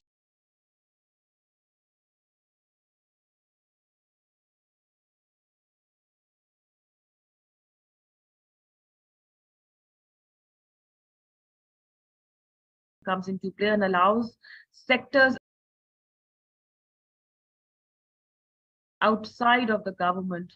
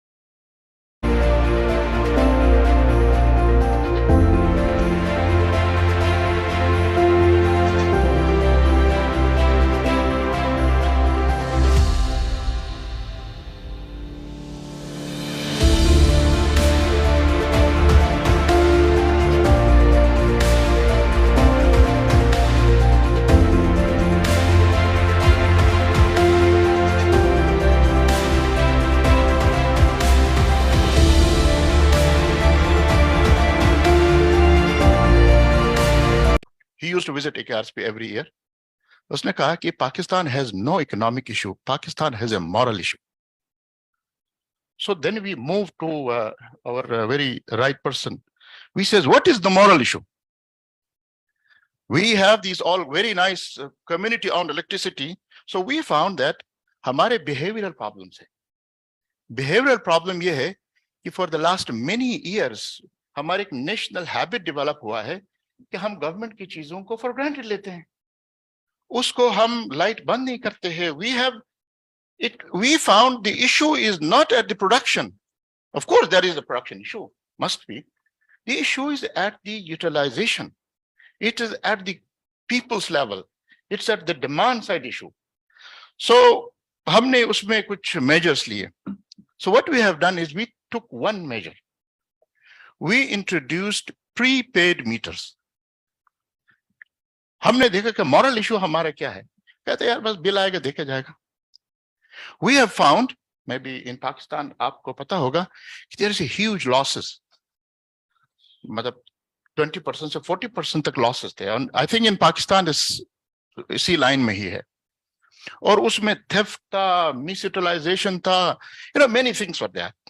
So he says, okay, we work with the communities, their own their own companies. So we introduced in some of the we call utility companies. Community have developed prepaid meters. By introducing prepaid meters, what happened is the income increased. The income increased. The income doubled, almost doubled. In some places, tripled, and the utilization dropped significantly. So in Chitral, in one place, it's called. We were struggling with utilization. हमने उनको कहा चलो जी. We were asking them to pay 4 rupees per जो आपके जो है unit है, जबकि पाकिस्तान में 12 उस वक्त, अभी तो 22 हो गया.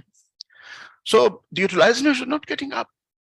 And then we says, okay, we introduced many appliances because this is for cooking, heating, everything. So we introduced these efficient appliances. वो भी नहीं हुआ. Then we says, okay, रात को जी free मिलेगा आपको because वो जो production था वो 50 पे नहीं आ रहा था. तो कहने का मकसद ये कि what is the problem? The problem, we found the problem is not in production. The problem is at our moral issue. And that issue we have to address. When we address that issue, I think, we can, so we did it micro level. फिर इसके बाद हम अपने GB government के पास गए. हमने उनको कहा यार आप लोग ऐसे करें, प्रोडक्शन तो यहाँ बहुत है, आप लोग प्रीपेड मीटर लगाएं. तो हम आगे पीछे हो रहे. तो सबसे बड़ी मुखालिफत जो की थी उसमें वो हमारे गवर्नमेंट के जो ऑपरेटर्स थे उन्होंने की, डिपार्टमेंट ने और पॉलिटिशियंस ने की. बड़े उसके बाद we had a very enterprising previous chief minister. उसने कहा यार ऐसे करते हैं कि एक इलाके में हम इसको चलो जी प्रीपेड तो नहीं मानेंगे, तो we do डिजिटल जो है मीटर से वो लगाते हैं. वो डिजिटल मीटर लगाया तो उनका इनकम डबल हो गया, वहां से रिसोर्स डबल हो गया, उनका वो यूटिलाइजेशन कम हुआ. But of course it's not the solution. तो मेरे कहने का यहाँ मकसद ये है कि if we are thinking at a policy level, I think rightly pointed out, we all value it, but we have to realize it and we have to accept it because we have a national problem. So because this major drainage of all resources is, of course, maybe we have inefficient in government or inefficiency in supplies or many things, but with one small intervention, demand side, many things change. उस दौरान हमें पता चला कि one of the major losses were at the वो जो lineman का मसला था, वो मीटर रीडर का था, वो लाइन में बड़ा लॉसेस था. उसको when you have prepaid, then these all वो तो कॉस्ट ही खत्म हो गया because वो गांव में एक कियोस्क है, वहां जाके अपना कार्ड आप चार्ज करेंगे. The cost of meter is very low. The technology is available in Pakistan. Pakistan is making this technology. It's available in Pakistan. तो आप उधर चार्ज करें और प्रीपेड है. फिर हमने इसकी जनरल एस्पेक्ट स्टडी की. पता चला कि जब आप कोई चीज पहले पे करते हैं ना, वो रोज मियाँ बीवी में इसी पे झगड़ा होता, भाई ये जो तूने आज क्यों ज्यादा इस्तेमाल किया, ये तो कल मैंने चार्ज किया था। तो खवातीन ने बड़ी शिकायत की, तो हमने कहा चलो जी ये खवातीन को दे देते हैं। खवातीन ने और सख्ती कर दी, उन्होंने कहा ये जो मियाँ जो है ना वो रात भर जो है वो लाइट बंद करने का आदी नहीं है, हर रोज बाथरूम से निकलते लाइट बंद नहीं करता। You know this all behavioural change happen because अभी तो हमने 1000 रुपए चार्ज किया था, 10 दिन में खत्म हुआ। तो you know this all things started. So what I will request is that we need 3-4 things, as rightly was mentioned. One is that we should, and awareness is very important. It doesn't happen. It happened it doesn't happen in a night. हमें तो 5 साल लगे इसमें कि वो कुछ लोग अभी भी तैयार नहीं है, वो कहते हैं यार ये प्रीपेड नहीं लगाना चाहिए, इससे बड़े मसले पैदा होते हैं। तो awareness is very important. People and utilization of right जो आपके हीटर वगैरह है वो भी बहुत लाजमी है, इफिशिएंसी इसमें बहुत लाजमी है। हमें एक मदद ये हुआ कि in Gilgit Baltistan there is an organisation by AKDN called आहान building and planning service. They help people to develop जो हाउसिंग है उसकी वो कंजर्वेशन, उसकी एफिशिएंसी, जो एनर्जी एफिशिएंसी है एयर वगैरह के लिए, they provide some very good, so that also help. But I think at the end, मैं ज़्यादा वक्त नहीं लूँगा, just I was sharing our experience. The most important thing is that we have to work on demand side. Our government is investing huge on the supply side, and also the most key area is behavior. And we have to introduce technologies that help us to mitigate this major issue. Thank you. Thank you so much, Mr. Furdin. Very, very well highlighted points as well. And yeah, being also witness of what is happening, we just recently had a survey across the Chitral region as well. And yeah, MHPPs were very successful story there as well. And I think it's really nice to read about how prepaid meters could be actually a very important aspect as well. So I think perhaps just linking the energy poverty aspect of energy, we have also been joined by Dr. Abrir Ahmed Kuratolan from who's also working as a faculty member at University of Gujarat. So Dr. Abrir Ahmed, if you could perhaps also shed furthermore information around this aspect. So yeah, over to you, Dr. Abrir Ahmed. Assalamu alaikum. Thank you very much for giving me the opportunity. So I would like to extend my thanks to STPI, SCAP, and other stakeholders on outlining and presenting this SDG7 roadmap for Pakistan. So it's a very sensitive issue, and definitely Pakistan as a developing country has utmost focus on provision of sufficient energy sources for economic growth and development. So household sector, as we all know, or we also call it domestic sector, is the major user of energy for different purposes. Mostly it is affected when the fuel prices or energy prices of those resources increase. So as we are recently observing, the fluctuations in energy prices these have put a great burden on the household energy basket. And definitely this is affecting the efforts of Pakistan government towards clean energy transition or attaining the SDG7 goals. We were working on energy poverty, and we tried to measure the aspect of energy poverty. We mostly focus on income aspect or budget aspect, but we also try to focus the people, even if they are able to afford clean energy resources, but in certain areas, the access is the problem, not the affordability. So clean energy fuels, urban areas, they are having this facility and availability, but rural domestic users don't have that access. So they have to complement the requirement of their daily chores like cooking, heating, and lighting with fossil fuels and other low cost options, which are definitely not environment friendly. And they're not focusing on the clean energy access goal under the SDG7. So as considered, generally energy poverty in Pakistan has definitely two dimensions, access and affordability. So before affordability, we have to deal with the issue of access. The population who do not have access to clean cooking facilities or fuels. So the most common cooking fuel after natural gas, which is available for cooking, is LPG. LPG prices are also now not in the range of a general household. what happens when they're not having the access? Definitely they are unable to use it. So energy poverty, as you have mentioned my field, energy poverty. So energy poverty, it does not talk about it, it's access to adequate, economical, reliable and secure and environment sustainable modern energy services. So if I'm not able to use that energy resource which is safe for my health, if it is not affordable, then what's the point? And then definitely the people in rural areas, they have to move to firework, dunk cake and other options which are low cost but accessible, but definitely not environmentally friendly. So increased prices because of the supply and demand dynamics has put significant pressure. What happens? They don't have access. They are unable to opt for the fuel which is much cleaner. So even when we want them to opt for those resources, want to increase awareness that this is environmentally friendly and you have to switch towards the cleaner fuels, they will not be able to do it. So one of the speakers here, or many of the speakers, have talked about the awareness, acceptability, change in behaviors, and I'm definitely I agree with those options, that there is a huge concern regarding the awareness and acceptability. But then I also want to raise the point that acceptability is after you provide them the affordable option and accessibility. So after that, they'll be able to accept and make the choice. So what we need to do, as we have the option of LPG as the second most clean options.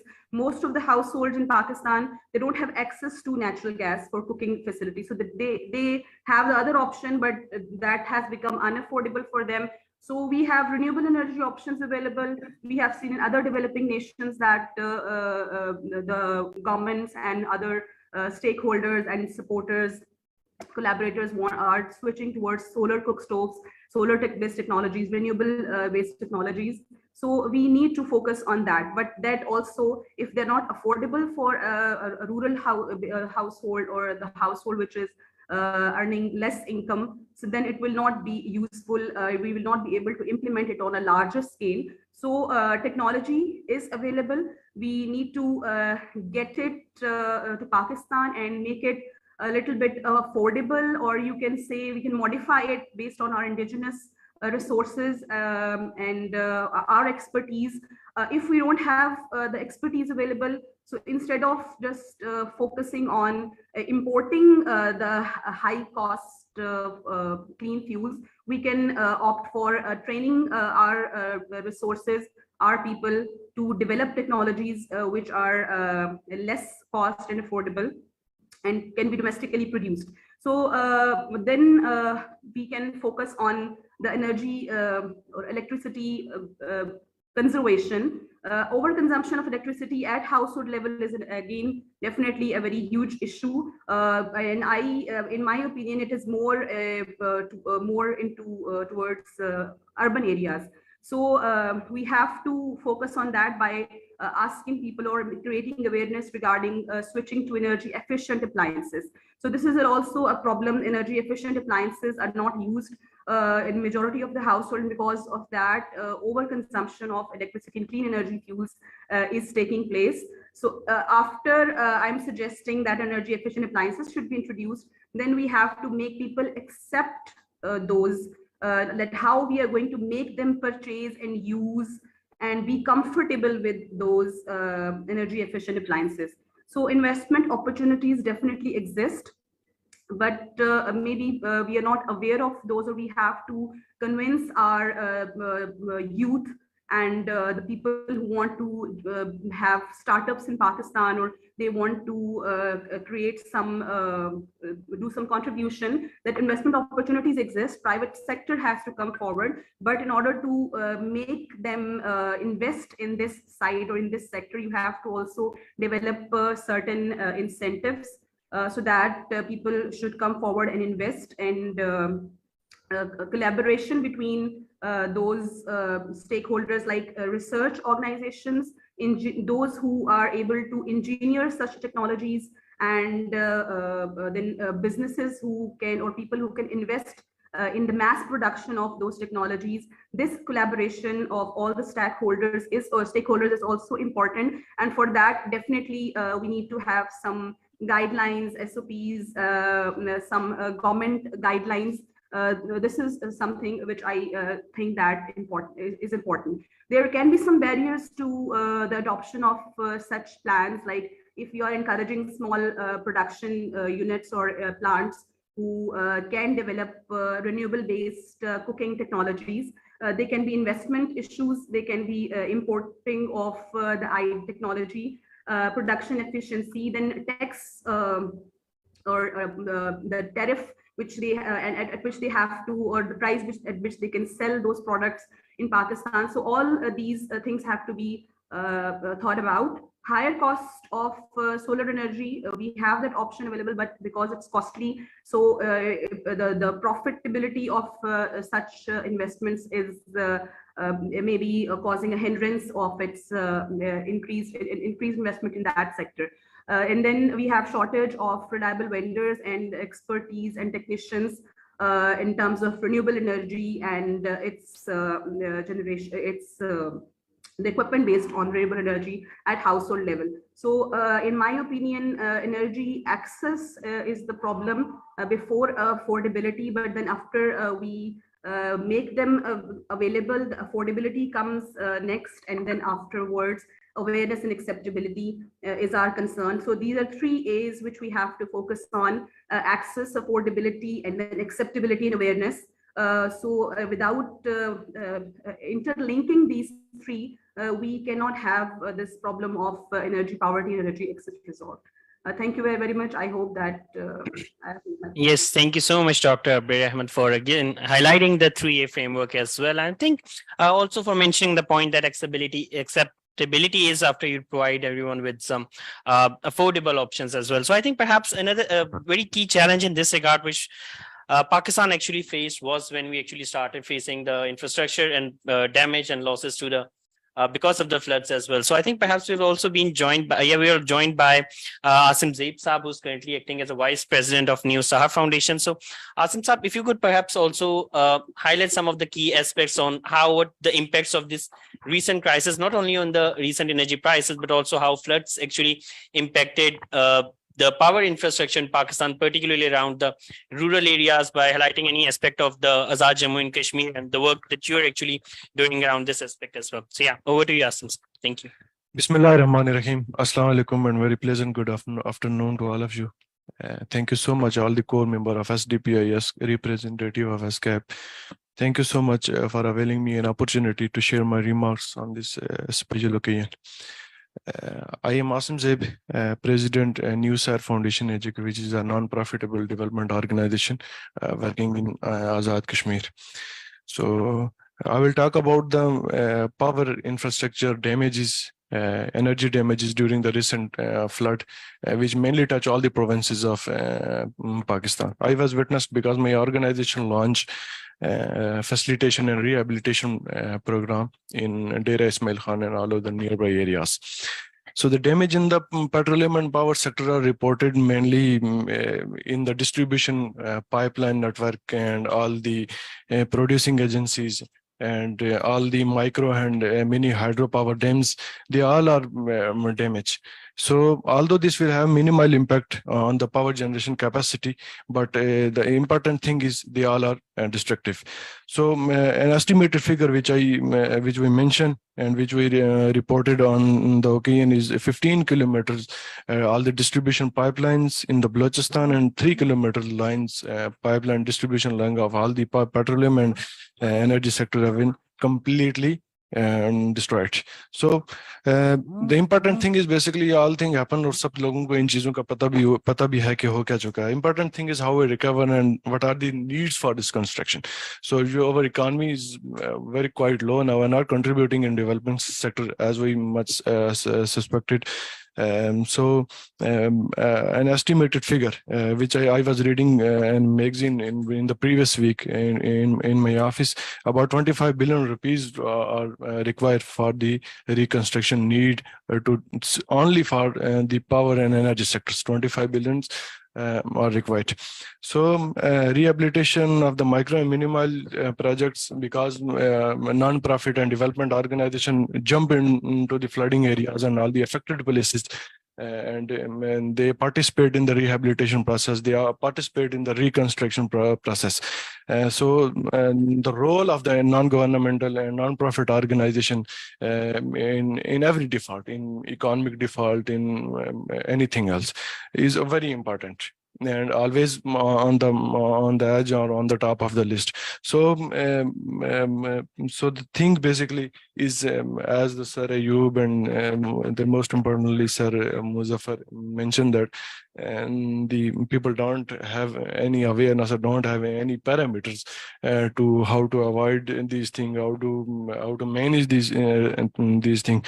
So one more thing I will talk about, the clean energy. Most pressing issues today nowadays is the world is now diverting our attention from the fossil fuels to the clean energy. I am representing the Azad Kashmir here, but unfortunately, I must say that people don't have any knowledge about what are the SDGs and what are the clean energies. मतलब ये क्या है? कुछ नहीं. Even though our Prime Minister in the previous month announced that we can launch the electrical vehicle in the Azad Kashmir, but the thing in the press conference, but the thing are getting so worse. But at the last, I will not take too much time on this occasion. My recommendation is very clear, very concise, and the thing is awareness. To create a think tank between the academia and industry and research and the development sector. Research sector is basically the important thing, key thing. And one more thing is to create a think tank between the non-profit organization and all the government's organization, because all the interior ministries, all the legislative members, all the government agencies are creating a gap between the international donor, international community, and non-profit organization in this country. So I must recommend it, and that to create a think tank between the non-profit organization, उनके delegation और international communities, all the donors के मांगे कि इसका think tank बनाएं कि उन्हें जो है ना मज़ीद availability हो, because the role of the non-profit organization in every default is very important and very crucial. सबसे पहले उन्होंने jump किया. So thank you so much. Yes, thank you so much, Asandeep Saab. And I think, I think perhaps just to link it with now to some of the experiences we're also experiencing, witnessing in other countries as well, I would also request Ms. Kausar Bano from ICI Mode to highlight some of the aspects around which she's facing actually in Nepal or around the HKH region as well. So Ms. Kausar, if you could perhaps, again, I would actually have to request you to be a little brief, since we're actually edging very close to the time, and we do have a couple of very good speakers lined up as well. So yeah, over to you, Ms. Kausar. Thank you. Ms. Kausar, if you could just perhaps be highlight more about recommendations and be a little brief. Yeah, so over to you. Thank you.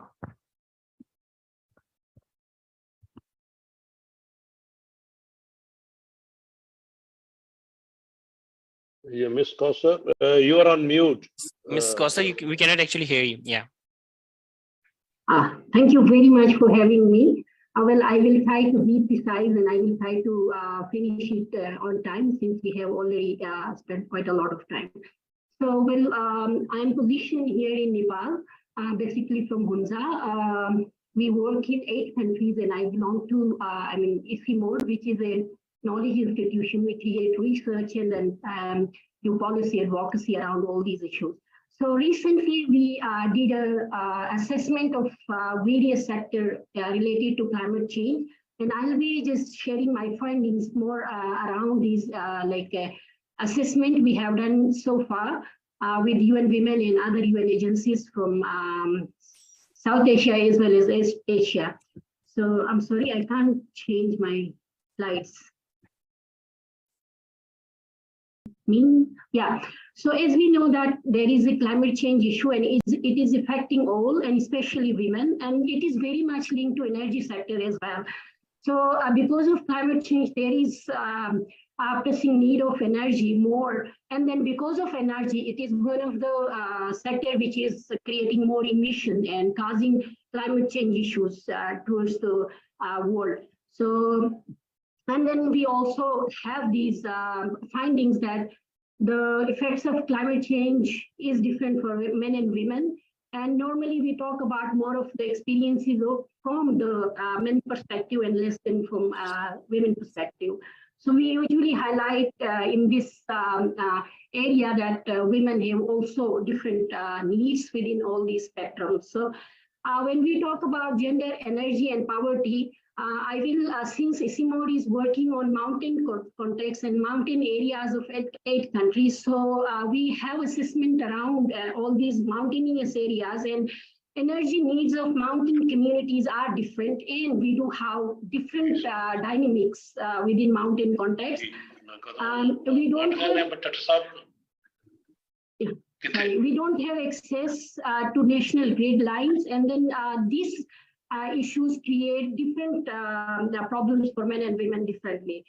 As you all are well aware that still our women are the ones who are responsible of meeting the energy needs of households, which are like normally not very much surfaced in policy dialogues. But when we do this research and assessment, we realize that all the needs are met by women, and they go extra miles to meet all these needs, and they face different situations related to health as well as their safety and security. And we have had these experiences of violence against women while meeting energy needs of the household. When we look at the policies of the South Asia or HKH region, we saw that there is a huge policy gender gap within the policies. Normally, policies take women and vulnerable groups as passive receivers of all these interventions, and they don't consider women as an active agents of change or stakeholders. When we checked, since we were looking at energy sector from a holistic perspective, when we checked about the institution, we found that all the institutions, particularly regarding gender, are heavily men-oriented or dominated by men. And when we check the numbers, only in Pakistan and India, within South Asia and HKH region, India is the least and Pakistan is in the middle with only less participation of women in this sector. When we look at the situation of renewable energy, this is one of the area it is tested in. It is well established that renewable sector is one of the sector which is helping women, or it has impacted positively there are positive effects of renewable energy interventions on women, either it is in participation or affecting in their household chores or having some livelihood sources. When we see or zoom into the Pakistan context, as earlier presenters also, or panelists also said that there is a huge gap, particularly in mountainous regions as well as rural regions, where women are responsible to meet. We usually don't focus or don't consider all these realities. Rather, we usually go for big interventions. But when we zoom into the real needs of the people, particularly women, they are the ones who are meeting all these needs. And the policies of Pakistan, when I reviewed and assessed policy of, although we are under the Constitution of Pakistan, it is really very encouraging that our needs and our situation is mentioned, that we the policy, or sorry, Constitution of Pakistan protects us. But when we look at the policies related to energy, they are very gender insensitive, and they don't consider women as active agents, which we need to consider in our in upcoming policy changes. So also in institutional mechanism, again, I said that this is one of the area where women are missing, especially decision-making positions. For some of the recommendations, we need to focus JC. JC means gender equality and social inclusion, because we have this issue in South Asia that it's not only gender, but other factors such as caste, creed, and economic status, and many other factors are affecting people. So we need to consider JC perspectives within all the planning, implementation, and review processes to climate change. And we have to also think about all the sectors, since they are very much interlinked. So we need to instead of doing it in a silo, considering only energy policy, we should consider all the sectors and try to integrate gender in all sectors, and energy needs must be included in other sectors as well. And then there is need of like gender disaggregated data, which we usually don't get, particularly from mountainous regions. When you will see all the plain areas in provinces, you will see the data, but for Gilgit-Baltistan or our mountainous region or our AJK, we don't find data available. And also participation of women in all levels, from policy to planning or implementation, we need to integrate or make sure that women are part of all these processes. And also we need to capacitate all the institutions to integrate JC perspectives in the planning sessions. And also the main thing, which is we usually see missing in the policy arena, that is gender responsible budgeting. First and foremost, we make policies, but we don't allocate budgets, whether it is at national level or whether it is at a provincial level. At provincial level, for instance, in Gilgit-Baltistan, we don't have any energy policy. Rather, we look at only a sector, and there you will see that there are only some people who are responsible for all these making arrangements. So we really need gender responsive budgeting, and then based on this budgeting, we do need to assess that whether this budget is utilized properly or not. And then while incentivizing the mechanisms, we also need to focus on marginalized communities, or focus on those communities who are completely out of all this paradigm. We need also to strengthen regional mechanisms for learning. For instance, Nepal is having a very nice energy policy from where we can, and then we do have same like issues as well as same topography and context, so we can learn from each other, and from these regional mechanisms we can share knowledge and other things to collaborate on. So thank you very much for having me. Thank you so very much.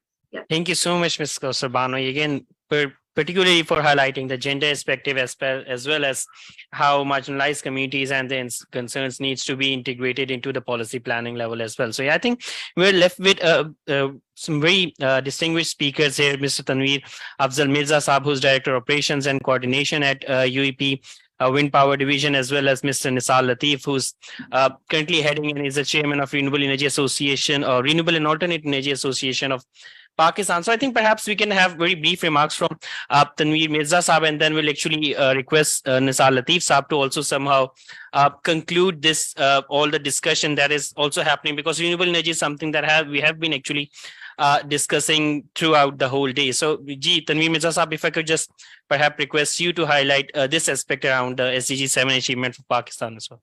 Over to you, sir. Thank you. Thank you much. I hope you're all listening to me, first of all. Yeah, you're audible, loud and clear. Thank you much. Ubaid, first of all, thank you much with all the management and the whole team, Dr. Hina and all the others from the SDPI for giving me the opportunity, the distinguished guests from SCAP, all the delegates sitting over here and discussing various aspects of this very important point of having a sustainable, affordable, reliable energy. I don't want to discuss the whole parameter of this, because I believe that since morning and already all the delegates, they know about the importance of this. So I'm coming directly towards the practical points of the issue at the moment. At the moment, we have just discussed that we need to go for solar, we need to go for renewable energy, we need to go for excess of the energy. How we want to go it? This is very, very important. What exactly is the underlying reasons that why we are not able to have the access from over decades up till now? So what needs to have something where we should think of why the access is not there? The very important thing when we talk about the access is the distribution network. So if we look at the distribution network, there is hardly any major upgradation in the discos at the moment. Our cables are very, very old, which are distributing the energy towards various areas of the country. So we need to upgrade that. We need to digitalize the discos. The line losses are still over here. Up till now, over many decades, we are listening that, okay, there are so many of the line losses. So why there are so many of the line losses? Why we are not investing into those things where the line losses should be reduced? The only issue at the moment is not the power production for the country. The production is already there. We are much more than the demand. But what exactly is required is the distribution network, the efficient distribution network. We wanted to go for renewable energy. Okay, agreed. The PM and various other governments wanted to invest in solar power production. So up till now, why we are still discussing to import the panels for the production? Why not we are going to discuss with the manufacturers about the demand for next couple of years in the solar panels and to establish the factories, the manufacturing over here, transfer of technology over here. This is the important point, because otherwise we are just importing these fuels or importing these machineries, and then everything is on the circular debt because we have to pay them back. You got my point. So if we look at the population of Pakistan, it is almost 223 million people, and 64% are the young generation. So what this young generation will do if we have the import-based economy, if we don't have the option to give them the jobs over here to the, so in my opinion, we need to focus not onto the production, but we need to focus on the other things by means of which we can have more sustainable development of this sector. So in my opinion, it is not only this, because we cannot rely on one or two aspects of the power generation. We have different other sources. Okay, the electrical vehicles is one option, but does these electric vehicles are affordable for every single person in Pakistan? No. Does our transport system has the same capacity, or we will just bring in all the vehicles, electric vehicles, and just shed off the old transport? No. So why not we should also look at some other combinations in the fuel. For example, we have the biggest production of the world. We are number 5 or 6 in sugarcane industry. We have a lot of resources, indigenous resources, where we can develop biofuels, even the diesel and the fuel ethanol. So why don't we go with a mix of that? Even the ADB, they have these reports available where the vehicles were run on a ratio of 20% of the renewable fuels and 80% of the normal fuels, fossil fuels. So this mix if we started doing it, so we have not only the road transport, we have the railways, we have so many things.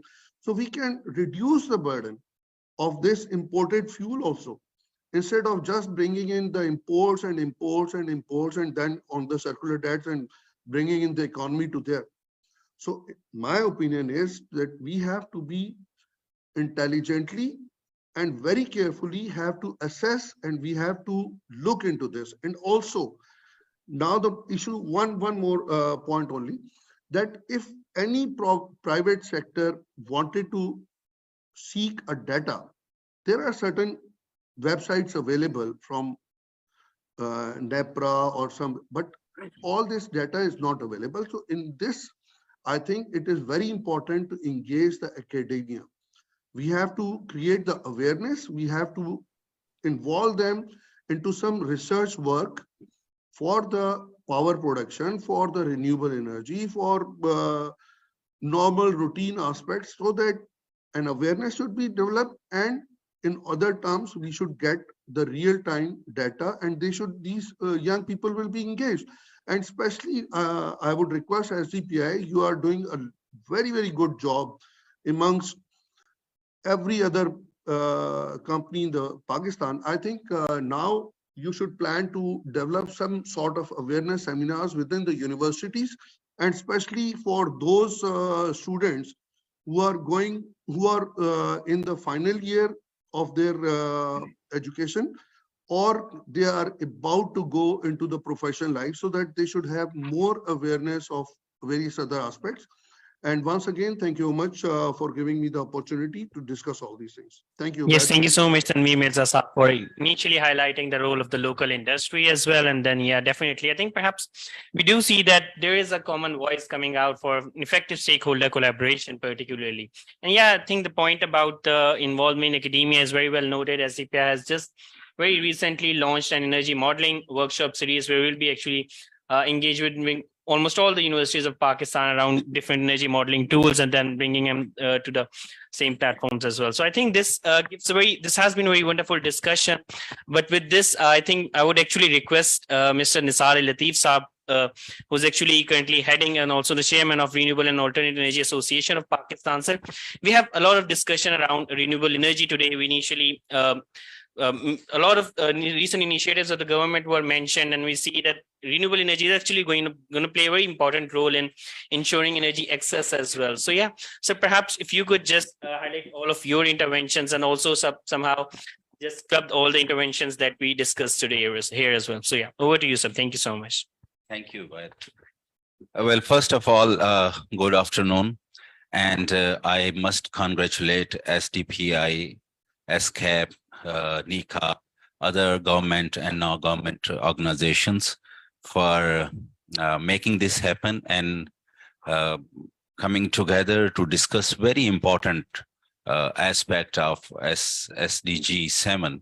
Actually, if you ask me, this SDG7 is the fate, and it revolves around the fate of Pakistan, because energy is everything nowadays. We call it the physical energy, or in terms of spiritual energies also. Well, I must congratulate also all of us that we found all the problems. I note that, we are very good at finding the problems, as well as bringing the discussion about the solutions also. And I must quote Mr. Masroor Khan. He mentioned that we have very good policies. The problem is not the policies, but the implementation of those policies. And similarly, it is not in energy, but unfortunately in all other sectors also.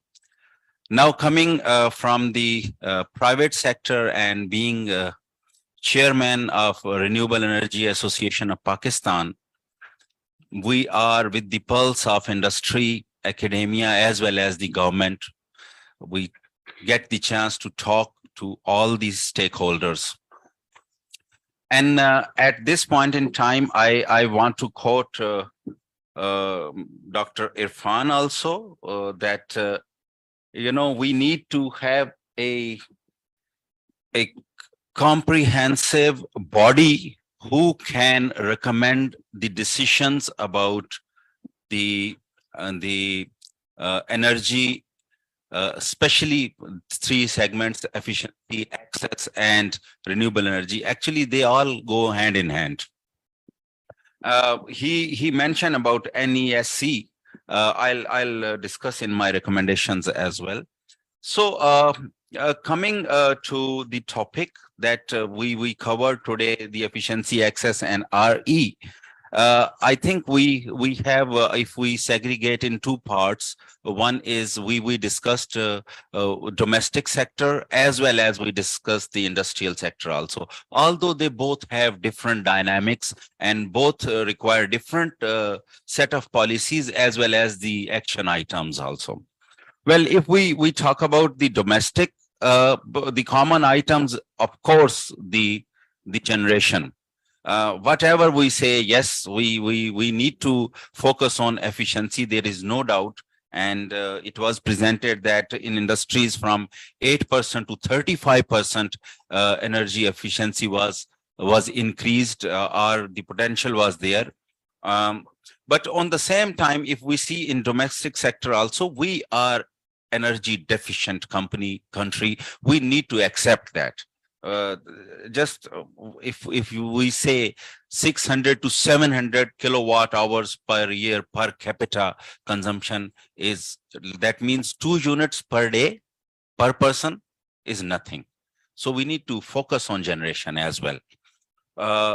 And if we focus on generation, the domestic and industrial are two different segments. We need to focus separately.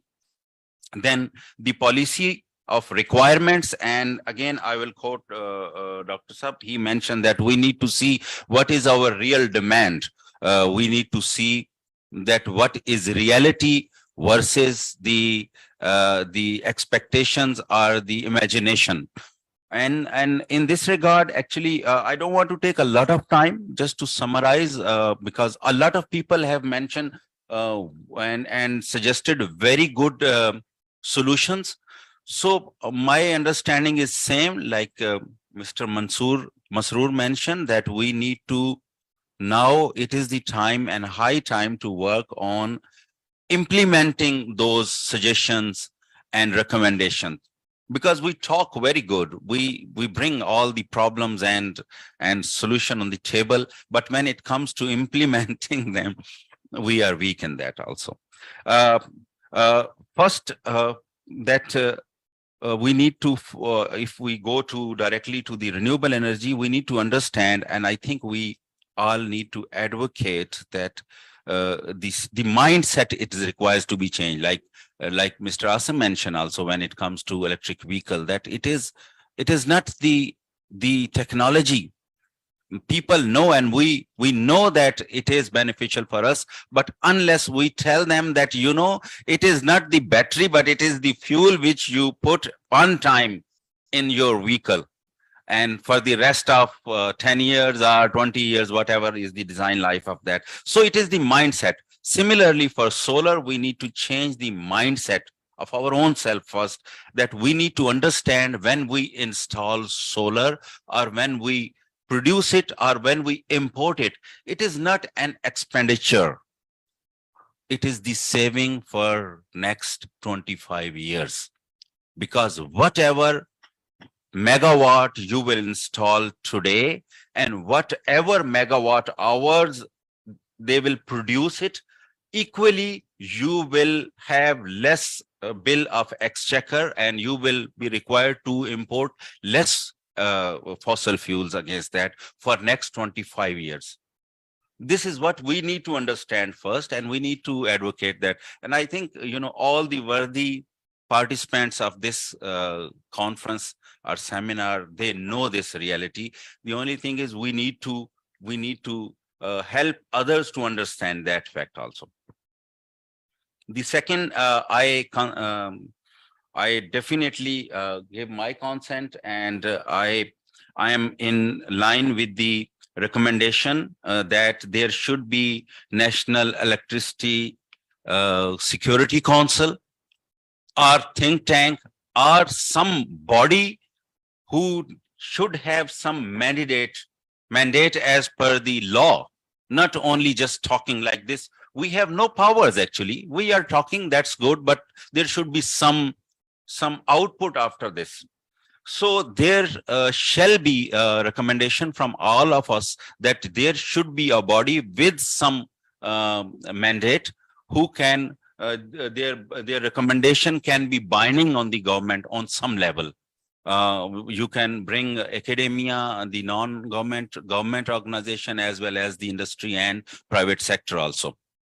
And then the house orientation, we need to think about then, especially when we talk to the developers, the industrial developers, as well as the domestic housing society developers, that now they need to understand that solar is the reality, and they need to design and have the orientation of the building, keeping in mind that south shall be clear, so that they can install the solar panels when the tenants or the owners of the buildings are required to install.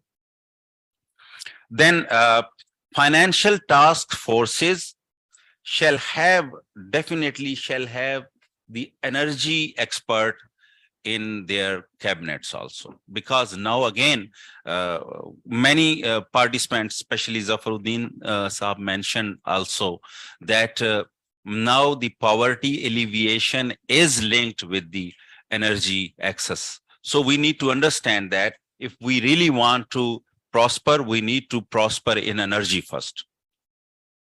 And the next one is that DISCO shall be trained and have the capacity to understand the new requirements of energy and electricity management, rather than only keeping in mind that they have to distribute and manage that distribution network.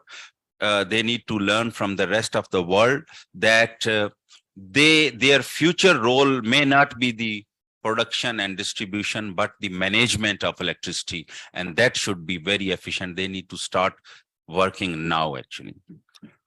The last but not the least, many other participants have focused on that also, and I would suggest the same, that we need to start working on local manufacturing. We can do a lot. We have the potential, we have the brains, we have the resources, we have the opportunity, that we need to seize that opportunity. And local manufacturing, not only in renewable energy, solar panels, inverters, we can, and you all know that we are capable of doing better than that, and we are doing it on national level. So why not solar panels and inverters and etc., and vehicles, electric vehicles, etc. We can do that also. The only requirement is that we need to come together. There should be better coordination among the departments and organizations, and we need to start thinking on delivering something instead just talking. Thank you very much. Thank you so much, Saab, again, for very comprehensively summarizing all the discussion that happened over here as well. So I think, Anis, I'll just go for the concluding remarks to Anis, that this has been, again, a wonderful discussion. So again, sorry for extending the time, but I think this was worth mentioning all the aspects and all the key points that we have been highlighting over there. So Anis, are you with us?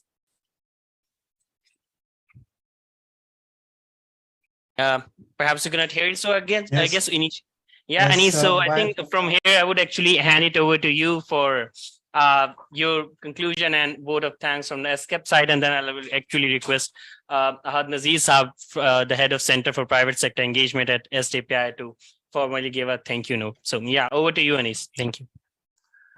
Thank you, Wahid, and thank you to everyone. That was wonderful discussion. It was really nice to see all those comments and suggestions and observations that were pointed out.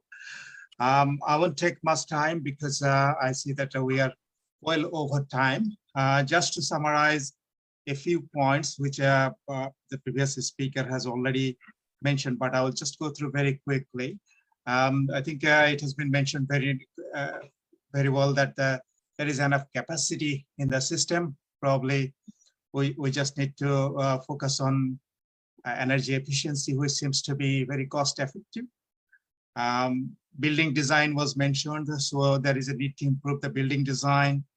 That was interesting to see that there was a comment on daylight saving. So to permanently have it, so that's something probably can be discussed further. Coordination across sectors, that was pointed out. Energy audit was, I think it was also mentioned later that energy audits are there in some form. When it comes to energy access, affordable energy systems and technologies were pointed out. Gender issue was mentioned. Community and private sector participation was highlighted as well, that it is needed to make sure that the energy transition can happen reasonably. The mountainous region was also mentioned because the renewable energy is probably the best technology to connect those people with modern and affordable energy services. And I was also noted that transmission and distribution losses is one of the important issues that Pakistan needs to really tackle on that. Right. So with this, I would like to convey on behalf of SCAP, I would like to convey my sincere thanks to all the participants here, all the stakeholders here. Your presence and your contribution has been very significant. My thanks to PPIB, which is the main line agency that SCAP has been collaborating with and has developed the SDG7 roadmap together. And also the local partner SDPI is very valuable. Their contribution, their expertise and their input, all this, everything was very, very remarkable. So with this, I would like to conclude here.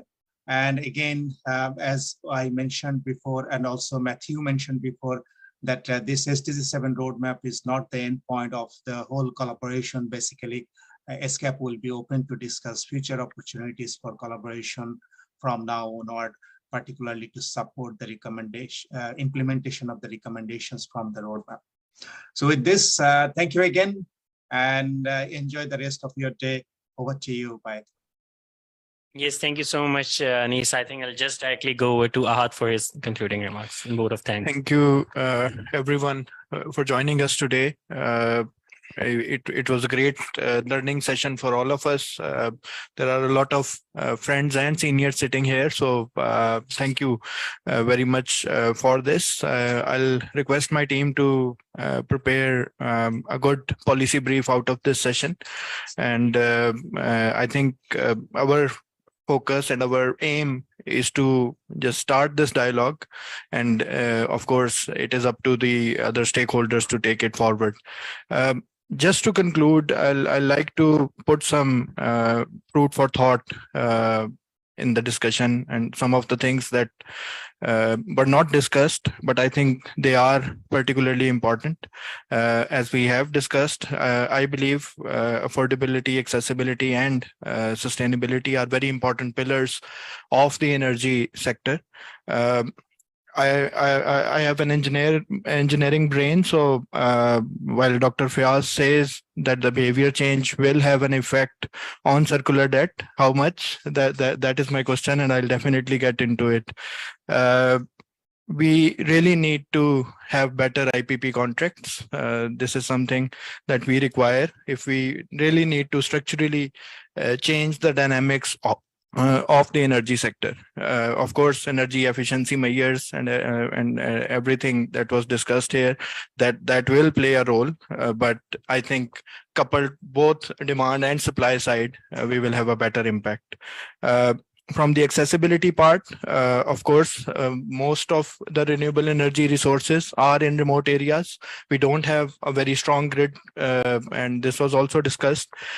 So I think some of the things that we really need to work on is to improve both the transmission and the distribution side. I remember because I belong to the energy sector. I've spent almost half of my life in energy sector now. So there was a debate of GIS versus AIS equipment back in 2008-9 when we graduated, and it's still there. So I think we need to put an end to some debates and move forward. With regards to sustainability, one aspect that I currently am working on myself as well, and just wanted to put it in front of the forum for future discussions. I think we have been discussing sustainability by project rather than sustainability of project.